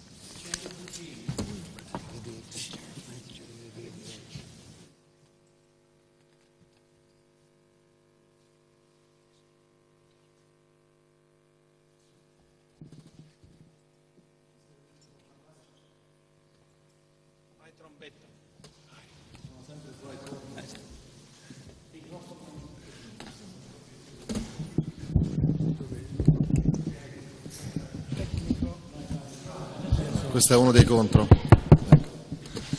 Il contro è che appunto la sala spesso si svuota e che il portiere chiude la sala. Il pro è che chi rimane almeno è interessato, ha davvero resistito al percorso di riflessione. Mi chiamo Lorenzo Trombetta, vivo a Beirut in Libano da 7 anni, dove lavoro come giornalista corrispondente per l'agenzia ANSA e per altri media, non soltanto italiani. Studio la Siria da circa metà degli anni che ho, prima come studente, poi come studioso, ho concluso un dottorato anni fa proprio sulla struttura del potere in Siria e da allora, poi dal 2011, seguo l'attualità giorno per giorno. In questo breve intervento innanzitutto vorrei ringraziare il Centro di Studi Americani, l'Ambasciata americana, Reset Doc, che mi hanno dato la possibilità comunque di venire qui. Non mi capita spesso di parlare direttamente a un pubblico italiano, visto che di solito scrivo per l'Italia ma non ho. Quindi un altro motivo per essere concisi è che spero davvero che ci siano degli spunti da parte vostra, e in questo mio intervento, più che cercare di dare risposte, cercherò di sollevare delle domande. Alcune sono state già sollevate durante i vari interventi. Parto, ma come vedete il titolo del mio intervento è una lettura delle dimensioni interne, e qui per assicurare Donatella della Ratta, che mi ha preceduto, che non soltanto lei ma anch'io cercherò di parlare di quello che avviene all'interno, o almeno delle percezioni che provengono dall'interno. Io non sono in Siria, ma Beirut è molto vicina e comunque siamo quasi invasi, tra virgolette, da siriani che scappano, che cercano di rifarsi la vita o che sperano di tornare presto, quindi ho modo anche, sono quasi in una parte della Siria, per i nostalgici forse sono ancora nella Siria. Si parla spesso, oggi ne abbiamo parlato, di somalizzazione della Siria, di buco nero geopolitico, di fail state, di Stato fallito, e quando Bashar al-Assad nell'ottobre 2010 diceva, rispondendo a una domanda di un giornalista britannico, voi occidentali volete intervenire in Siria? Beh, accomodatevi, avrete 10 Afghanistan. Quindi forse nell'ottobre 2011 Bashar al-Assad aveva ragione? Domanda. Il Rais sembra davvero aver vinto, almeno dal punto di vista della rappresentazione mediatica di quello che avviene in Siria. Oggi, appunto, prima dell'intervento di Donatella, questo è sembrato. Assad o bruciamo la Siria, è uno degli slogan dei lealisti, lo hanno scritto su molti muri in Siria, in arabo ovviamente, e quindi era uno slogan rivolto alla popolazione siriana, anche se noi in Occidente non l'abbiamo letto, ma è uno slogan che è stato scritto già dall'autunno o comunque inverno del 2011, quindi già da un anno fa. E Invece 3 settimane fa, circa, l'Economist, il settimanale britannico, ha pubblicato in copertina questa rappresentazione grafica che fa vedere proprio come la Siria è ormai sulla via della distruzione, e il titolo dell'intero numero era proprio questo, la Siria verso la distruzione.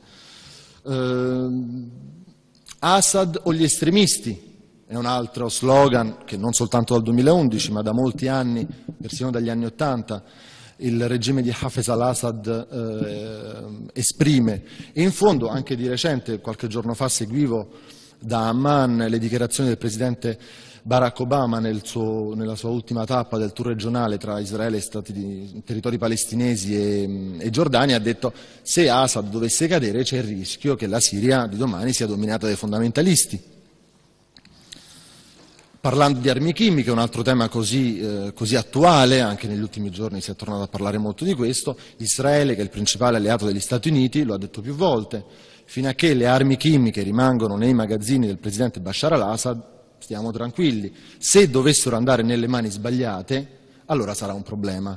Quindi, diciamo, sintetizzo, Assad è ancora l'unica alternativa, o Assad è la mano giusta in cui queste armi possono stare. Nel contesto di quello che tutti descrivono ormai come una guerra civile, generalizzata, una guerra in cui tutti sparano contro tutti, si elidono, se ci pensiamo, le responsabilità tra una popolazione rivolta e un regime che usa qualsiasi tipo di arma, perché le bombe a grappolo, perché gli Scud sono delle armi che per adesso la popolazione rivolta non ha usato contro il regime. E anche su questo Assad sembra aver vinto, perché se tutti sparano, tutti sono colpevoli, magari domani, come in Libano nella post-guerra del 75-90, ci sarà un'amnistia generale e tutti quindi saranno innocenti. E dunque è una guerra degli altri, come si diceva in Libano durante gli anni '80, ovvero noi non siamo responsabili, è l'Iran, è la Russia, è il Qatar, è l'Arabia Saudita. È una guerra mondiale, quindi la dimensione regionale al massimo della sua espressione, è una guerra universale, come la retorica governativa siriana continua a dire, ovvero dal loro punto di vista si riferiscono al fatto che dappertutto arrivano armi ai terroristi infiltrati. Chi enfatizza le dimensioni regionali e internazionali spesso dimentica, o mette in secondo piano, le responsabilità differenti degli attori interni e non considera la cronologia degli eventi, non solo quella dal 15 marzo 2011, la data convenzionale dell'inizio della rivolta o delle prime manifestazioni, ma in generale la cronologia di quello che è avvenuto negli ultimi 40 anni. Non vi farò stasera una lezione della storia siriana, ma sicuramente è utile a chiunque, a noi giornalisti, ai politologi, ai politici, ai diplomatici, andare a scartabellare indietro e tornare a capire come mai nel 2011, se la Siria era davvero un modello di convivenza a cui dovremmo guardare, poi è scoppiato tutto quello che è scoppiato, perché le rivolte di Dara del 18 marzo non sono soltanto perché 12 ragazzini sono stati arrestati e alcuni di loro non sono mai più tornati, quella è stata la scintilla, ma le cause vanno ricercate indietro, nella gestione di Bashar al-Assad e nella gestione anche di Hafez al-Assad. La cosa più importante a proposito di Siria, e per cercare di entrare nelle dimensioni interne, è di dimenticarci di considerare la Siria come uno Stato nazionale unico, o almeno di considerare che ci sono più realtà locali. Io in tutto questo mi sto dimenticato per la fretta di andare avanti con le slide. Qui è una mappa, una carta della Siria gentilmente disegnata per me da Laura Canali della rivista Limes. Non rappresenta la divisione amministrativa attuale della Siria, ma sono in modo molto sommario delle varie realtà locali, anche preesistenti alla nascita della Siria indipendente, che è poi di fatto quella francese e quella del Ba'ath e quella di Assad, ma ci sono delle continuità territoriali fra alcune regioni di questa Siria con i paesi confinanti. Ecco perché queste regioni, alcune periferiche come Deir ez-Zor, se viste in un contesto medio orientale più ampio, diventano delle regioni centrali, non soltanto perché lì c'è petrolio, acqua e gas, ma perché sfruttano una continuità territoriale che di fatto, al di là del confine, esiste. E oggi questo fattore è da tenere in considerazione. Esiste oggi, sono 2 anni, più di 2 anni dallo scoppio della rivolta, si stanno ridefinendo in un modo non certo casuale i confini interni. Riemergono antichi tracciati che non sempre rispecchiano le divisioni amministrative della Siria francese, indipendente, e del Baath. In alcuni casi addirittura i confini internazionali della Siria sembrano essere messi in discussione. Quando prima si accennava a cosa succederà del Kurdistan o si accennava alla minoranza curda, poi dopo, se avrò tempo, spero di dare un accenno in quel senso particolare. Quindi la Siria, come avrebbe potuto dire un qualsiasi turista che andava in Siria prima del 2011, è un paese estremamente vario, si dice pieno di contrasti. Di solito quando un europeo arriva dalle nostre parti dice i contrasti, perché sembra che da noi in Italia non ci siano i contrasti. È vero, la Siria è un paese estremamente vario, forse molto più vario di quello che può apparire a un turista, ma questa varietà rimane ancora oggi, non è stata cancellata e la dobbiamo prendere in considerazione proprio quando pensiamo a soluzioni politiche, quando ragioniamo in termini di chi sono questi oppositori, chi sono questi ribelli. Come possiamo immaginare di mettere, per esempio, accanto a un tavolo un attivista di Damasco che costruisce un prodotto di resistenza visuale, come ci ha fatto vedere Donatella, a un combattente di Idlib che magari ha 2 genitori uccisi nella guerra del 79-82? Hanno delle visioni e dei riferimenti culturali non sempre uguali. Qualche giorno fa ero al confine libanese di Wadi Khaled e sono stato 2 ore a parlare con delle persone di Tal Kalach, una cittadina frontaliera col Libano. La maggior parte delle persone di Tal Kalach sono fuggite o in Libano o altrove.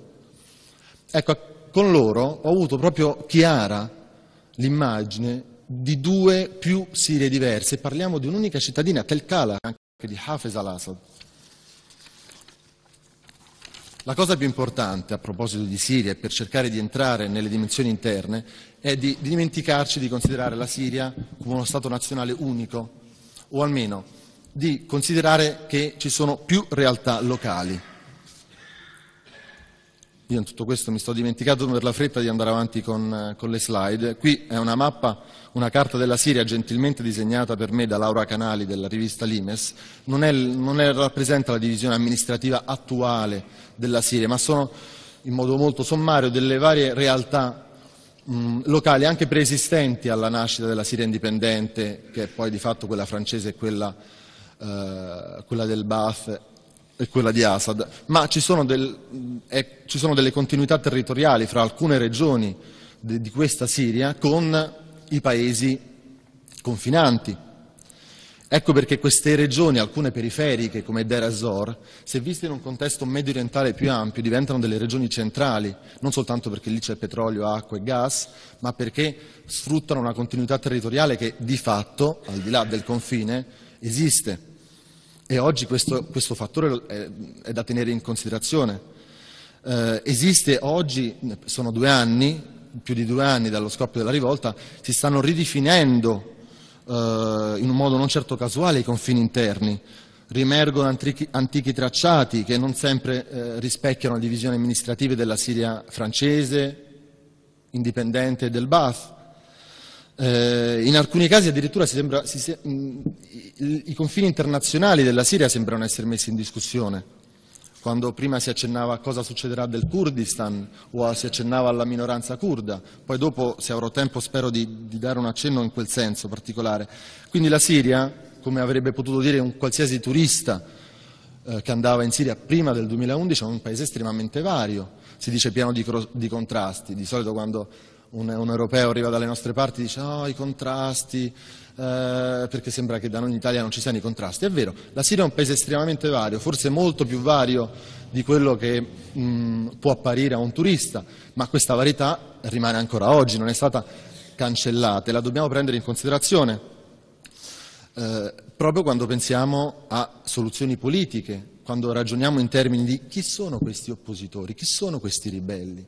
Come possiamo immaginare di mettere, per esempio, accanto a un tavolo un attivista di Damasco che costruisce un prodotto di resistenza visuale, come ci ha fatto vedere Donatella, a un combattente di Idlib che magari ha 2 genitori uccisi nella guerra del 79-82? Hanno delle visioni e dei riferimenti culturali non sempre uguali. Qualche giorno fa ero al confine libanese di Wadi Khaled e sono stato 2 ore a parlare con delle persone di Tal Kalach, una cittadina frontaliera col Libano. La maggior parte delle persone di Tal Kalach sono fuggite o in Libano o altrove. Ecco, con loro ho avuto proprio chiara l'immagine di 2 più Sirie diverse. Parliamo di un'unica cittadina, Tal Kalach, di 30.000 abitanti, quindi è una cittadina media, ma non è sicuramente Damasco, Aleppo, non è Homs. Ecco, a Tal Kalach loro mi dicevano, alcuni che non hanno mai, per esempio non sono mai andati a Damasco, non hanno avuto un'istruzione universitaria, ma non perché l'istruzione universitaria dà più strumenti, ma perché andare all'università di Damasco consente a molti di conoscere altri siriani, di dormire insieme ad altri siriani. Ecco, chi non si è mai mosso a Tal Kalach aveva un linguaggio, sinceramente, senza problemi, molto confessionale. Non parlava certo di Stato civile, parlava di imporre la Sharia, di tagliare le teste agli alawiti il giorno dopo, perché loro hanno avuto delle violenze in famiglia da parte di membri della comunità alawita, che non deve essere identificata con tutto il regime, ma dal loro punto di vista è difficile convincerli del contrario. Nella stessa sala, dall'altra parte, c'erano dei sunniti, sempre di Tal Kalach, alcuni parenti di questi altri, dei primi interlocutori, che dicevano no, il nostro progetto per la Siria di domani è un progetto di Siria unitaria, basata sullo Stato civile e sullo Stato di diritto. Io sono per la legge, anche loro possono dire. La differenza, per esempio, è che questi avevano 10 anni di meno dei primi e hanno studiato a Damasco. Hanno studiato a Damasco non perché sono avvocati o ingegneri, ma perché hanno avuto il modo, per esempio uno di loro mi raccontava, io sono ancora in contatto con i miei compagni di università alawita o druso e ci sentiamo su Facebook, perché siamo sicuri che domani torneremo a fare quei lavori assieme. Ecco, ci sono tante Sirie, non possiamo semplicemente esaltare l'attivista di Damasco, ma non possiamo nemmeno esaltare o metter paura a noi stessi e agli altri col jihadista di Idlib. Sono entrambi siriani e con questi dobbiamo, e con tante ovviamente sfumature che stanno tra questi 2 poli, noi dobbiamo relazionarci. Non credo che ci sarà nessuna esplosione regionale. I confini della Siria, per quanto qualcuno dentro o fuori voglia metterli in discussione, non saranno messi in discussione, ma non per scelta dei siriani, per scelta altrui. Immaginate per esempio che la Turchia o l'Iran possano pensare di dare ai curdi iracheni un altro spazio a ovest e di fare un grande spazio pancurdo?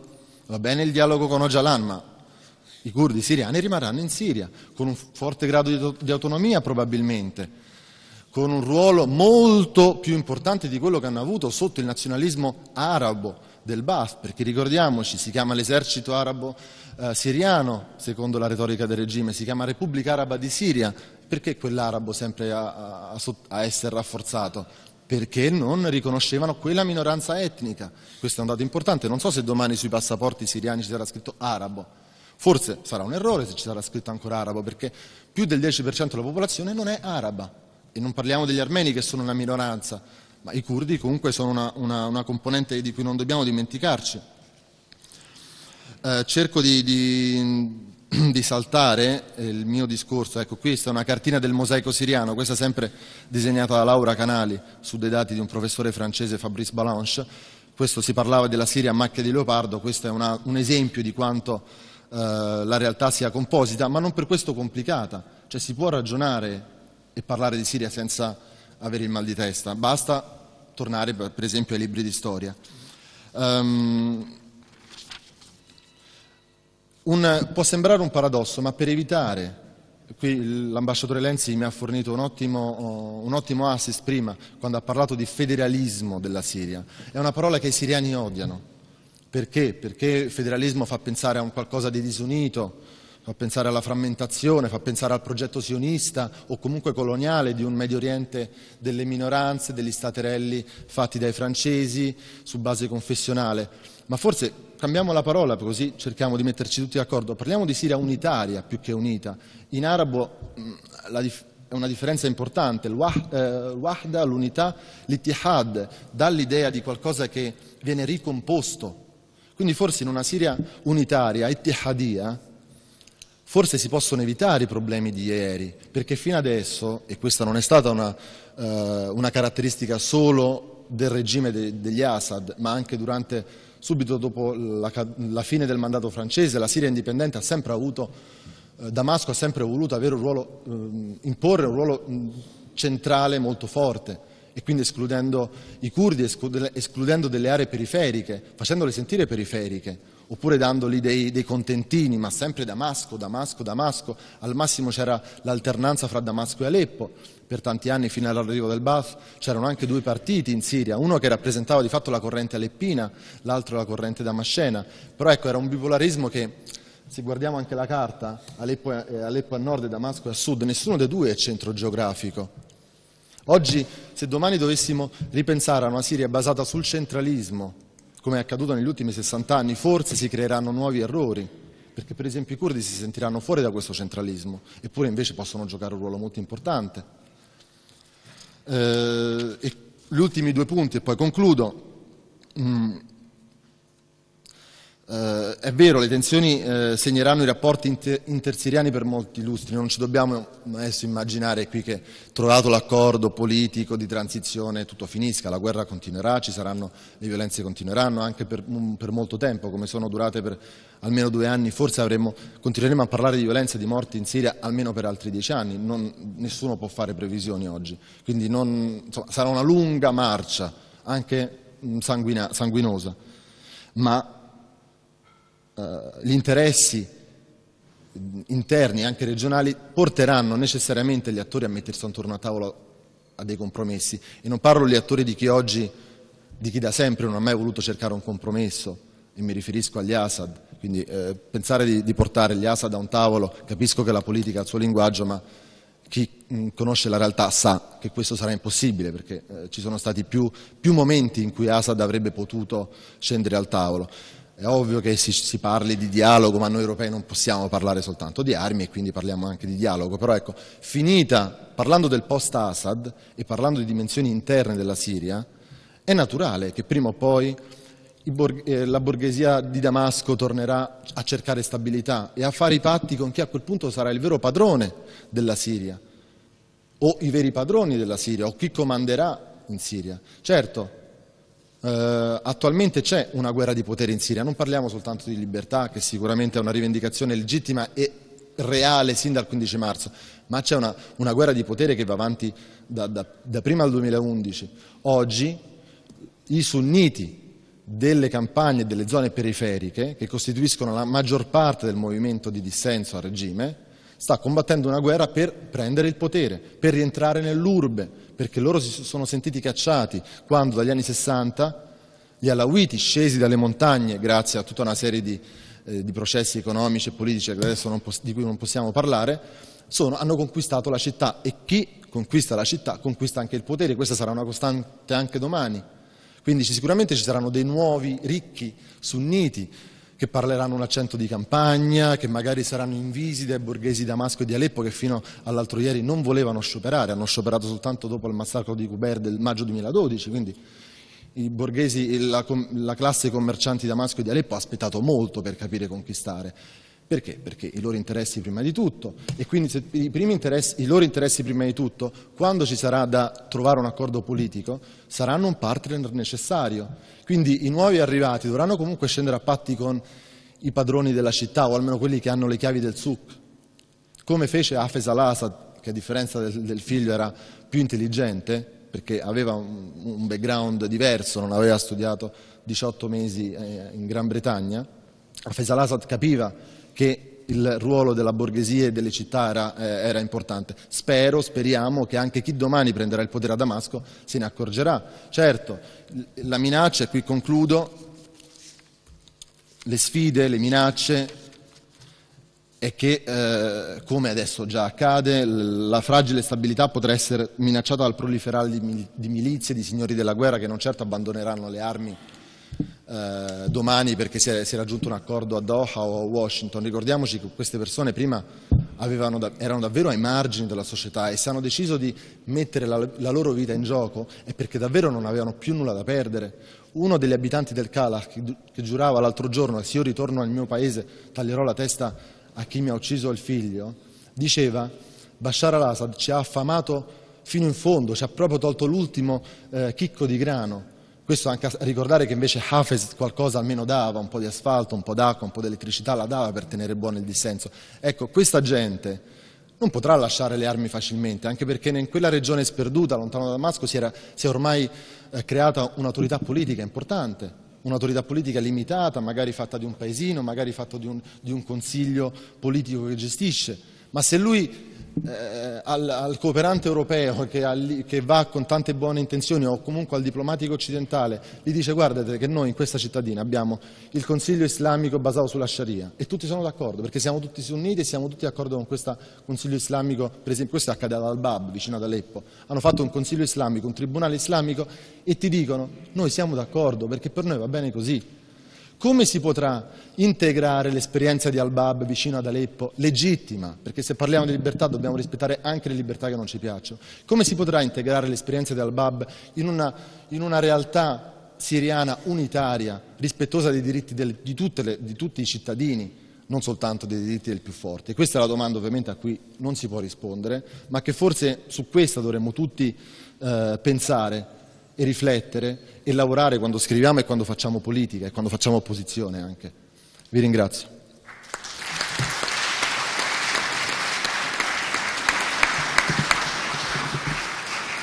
Grazie caro Trombetta anche per la concisione e rapidità che sono tanto più apprezzate, quanto più severe sono le notizie sulla chiusura dei portoni di questo palazzo, non alle 8 come anticipato dal Presidente Giuliano Amato, bensì alle 7:30, 7:30 sulle quali abbiamo strappato 10 minuti di tolleranza, per cui io vi prego adesso di intervenire, ma di non fare troppe domande, anzi di dare piuttosto delle risposte brevi e concise, nel senso ci sono già 2 iscritti a parlare, Mr. Dacian e un'altra persona. Ecco, vi prego di fare brevi interventi, non fate troppe domande perché non avremo tempo di ascoltare troppe risposte. Io penso che, salvo qualche particolare, daremo brevemente la parola all'ambasciatore Hof se non emerge qualche altra questione. Prego, Mr. Dacian. Ecco. Buonasera a tutti. Allora, io avevo preparato dell'intervento, ma vorrei cominciare dalla fine. In Siria ci sono molte realtà, ma non per la divisione dalla Siria, ma una testimonianza dalla convivenza e dalla pace e dalla civiltà che la Siria ha trasmesso non solo in Siria e al Medio Oriente, ma ha trasmesso in tutto il mondo. Per questo queste realtà vanno apprezzate e non vanno infocate per la divisione della Siria, che io come italo-siriano oggi, signor Ambasciatore, la saluto tutti i presenti, ma permette di parlare dalla voce del popolo siriano. Sono tornato dalla Siria lunedì scorso, dopo 38 anni che non ho potuto toccare il mio paese, e vivo in Italia da 46 anni. Per questo la divisione non è di adesso, la divisione l'ha creata questo regime. E noi in Siria abbiamo dato subito un esempio di eccellenza di convivenza. Il primo presidente del Consiglio nazionale siriano era laico, il secondo era curdo e il terzo è cristiano. Adesso, per questo non esiste la divisione in Siria, esiste la Siria unica, non accettiamo mai la divisione né la federazione, non accettiamo tutti questi cenni. Allora vede, signor ambasciatore, vedete cari amici, non c'è il caso Siria, c'è il caso di quello che sta succedendo in Siria, e sono 2 cose. Un dittatore che sta ammazzando la sua gente, sta violentando, abbiamo 5.000 donne violentate, 4.000 bambini ammazzati, abbiamo 130.000 detenuti e abbiamo 3 milioni di profughi all'interno della Siria, 1 milione fuori dalla Siria e tanti affamati dentro la Siria. Allora, signor Ambasciatore, sono passati 2 anni, non è ora di metterci sul tavolo, era da metterci sul tavolo da molto tempo, siamo molto in ritardo. Se 1 anno fa qualcuno avesse dato 2 armi solo ai rivoltosi, quelli anticarro e quelli antiaria, non avremmo avuto 75.000 morti oggi. Allora, vede signor Ambasciatore, la Siria non è come il Kosovo. Più si allunga la guerra, più l'Occidente viene odiato in Siria, perché pensano che, io li sto parlando come siriano dall'interno, perché pensano che siete voi ad appoggiare Assad fino a oggi. E infatti le armi arrivano, i soldi arrivano e non esistono le soluzioni. Allora, le soluzioni possono esistere. Cominciamo a curare i feriti gravi, li portiamo in Italia, in America, in Germania. Le medicine possono farli arrivare da qualsiasi parte, basta che noi li portiamo al confine. Poi saranno i cittadini a rischiare la vita per portarli dentro. Io sono stato in Siria, non c'è acqua, non c'è luce, non c'è da mangiare. Sicuramente questa gente va a prendere le armi, perché se voi vi rendete conto, per 7 mesi la rivolta in Siria erano le mani alzate per dire vogliamo abbassare il regime. Per questo non era una rivolta e oggigiorno se ci sarà una pace il popolo vorrebbe la pace. Subito poi, non in ritardo. Sì, va bene. Noi il 13 di aprile, nel secondo anniversario della rivolta e cade anche l'indipendenza dalla Siria e dalla Francia, facciamo una manifestazione a Roma.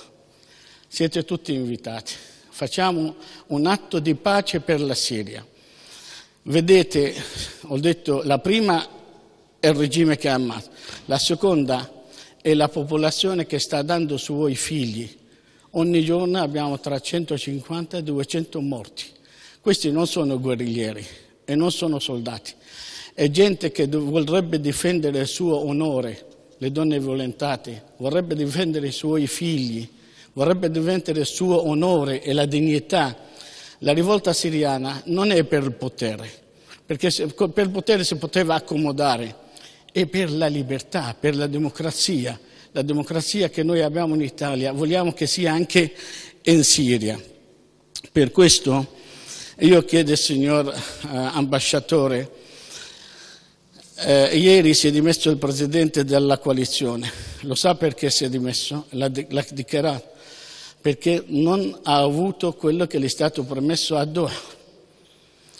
Il Consiglio nazionale siriano non ha avuto quello che ha promesso, nessuno gli ha dato i soldi, nessuno gli ha dato le armi. Allora facciamo un governo e voi pensate che il Presidente del Consiglio nominato è un curdo, perché in Siria non esiste la questione del Kurdistan, che conosci la geografia, perché al nord-est della Siria ci sono centinaia di migliaia di curdi, ma ci sono 3.200.000 arabi e la maggioranza in assoluto. Per questo anche il Kurdistan iracheno non ha appoggiato la divisione della Siria o l'indipendenza del Kurdistan siriano. Allora, ci sarebbe da parlare molto, non voglio portare altri spazi per gli altri, però quello che voglio fare è un appello.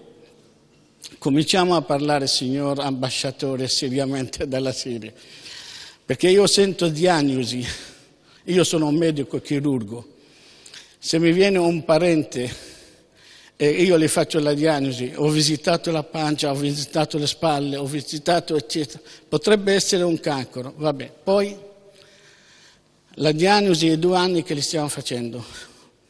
Noi non vogliamo intervento esterno, attenzione, non vogliamo partire dalla dittatura all'occupazione, non vogliamo un altro Iraq. Noi vogliamo che il nostro popolo, i nostri guerriglieri siano appoggiati e sia tolto l'appoggio al dittatore, perché la storia non perdona. Grazie.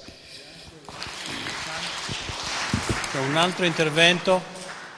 Si presenti per favore. My name is Imadi. I'm the former Syrian ambassador to Sweden. I was also the director of the Department of Europe, and another time the director of the Department of the USA and South America in the Ministry of Foreign Affairs in Syria. And I resigned the ministry 2 years before the revolution. During the revolution, I was the head of the Damascus Revolutionary Council. And then I had to leave to Turkey at the end of 2011 because of the intelligence forces were chasing me. So I'm saying that because I wanted to tell you that I'm talking on authority and legitimacy on the part of the Syrian people. I lived for a long time with this regime. I know what this regime is. I lived enough with the revolution, and I have been working with the revolutionaries, and I'm still working with them over Skype and other means of communication. I'm sorry that there is no time to talk about many things that I should have talked to in order to perhaps enlighten our friends in Italy. Actually, there are some myths about the Syrian revolution. One of them is that there are minorities in Syria. This is a myth. Minorities are not more than 10% in Syria. So we are not mosaic in Syria. We have a big part, about 90% Sunnis. But then when people they say Kurds, but Kurds are Sunnis. Why do we divide the divided until we say it's mosaic? It's not. Another point is that we have been living for hundreds and thousands of years together. It's not the first time we are living together now to experience each other. So please don't talk about minorities. Another myth is the civil war, which you have mentioned. With respect, it's not a civil war. A civil war is between 2 or 3 components in one country. But this is a regime which is killing its own people and forcing its own sect to kill other people. And as Donna said, the regime has been trying to direct this fight into sectarian fight and also into militarizing the revolution. I was one of those who advocated our people who were demonstrating peacefully in the streets not to hold even a knife in their hands. So please leave those myths alone and look into the matter correctly. Ambassador Hoff, I agree totally with your diagnosis of the situation in Syria, but I disagree totally with you about the solution of the problem. You see, in the Arab world and the Muslim world as well, we have been suffering from the fact that other people look at us in their own eyes and try to impose on us the solution which they think it's right for us, but they never look into our problem from our own eyes and from using our own mentality and our own knowledge about our situation. I spent about 6 months in Turkey, and I met all diplomats and fellow diplomats. Some of them were colleagues, some of them from your own embassy, Ambassador Hoff. But unfortunately, now they are talking with the wrong people. They are supporting the wrong people in the opposition. This opposition outside the coalition's National Council, you know very well that Ms. Clinton said this National Council will not work. And now we have the coalition, and the major part of the coalition has been moved from the Syrian National Council into the coalition. This is not a political opposition which is representing the country inside. Inside you have politicians, we have revolutionaries, we have military, and just yesterday the chairman of the coalition resigned because of this, because he wanted that the coalition would include all the opposition forces in Syria, and those who are in control of the coalition, who came from the Syrian National Council, refused to do that. So I will say, one thing to find a solution is to really find a political leadership which will be capable of representing the revolutionaries inside. This is one thing. Another thing, why don't you use the defectors from the army who are just sitting in Turkey and Jordan? Why don't you help in establishing a new army, and then they will fight themselves? I'm not talking about arms and other things, because I've been advocating for a buffer zone long time ago. Anyway, the solution is possible, but there should be a will, a political will on the United States mainly, because all others have been restricted from helping the Syrian people with arms and other things because of the Syrian USA embargo and other things. Thank you very much. Thanks a lot for your advice. I know that problems are urging everyone. Everyone would like to say more things, but now that's the end of our discussion. What we can do now is to give the floor to the Ambassador Hof for just a short reply to this remark. I would simply like to thank our hosts for organizing this event, and I would like to thank the audience for attending and for your remarkable patience and good humor throughout. I think one of the things we learn from a session like this is that there are no easy answers here for a crisis like Syria. There is no silver bullet. What we may be looking for here are answers that are simply less bad than other answers. Donatella made the point that it appears that nobody is looking for a creative solution. She may well be right. The difficulty with creativity is that you need receptivity on the part of multiple players here. And we are certainly not seeing that in the case of a regime that believes it can prevail militarily. It may be that the best we can do in terms of creativity is urge this opposition to broaden its scope and establish a government on Syrian territory. This may help Europeans and Americans alike overcome some of the legal restrictions we do face in working with the Syrian opposition. Thank you. Grazie a tutti, buonasera, alla prossima occasione.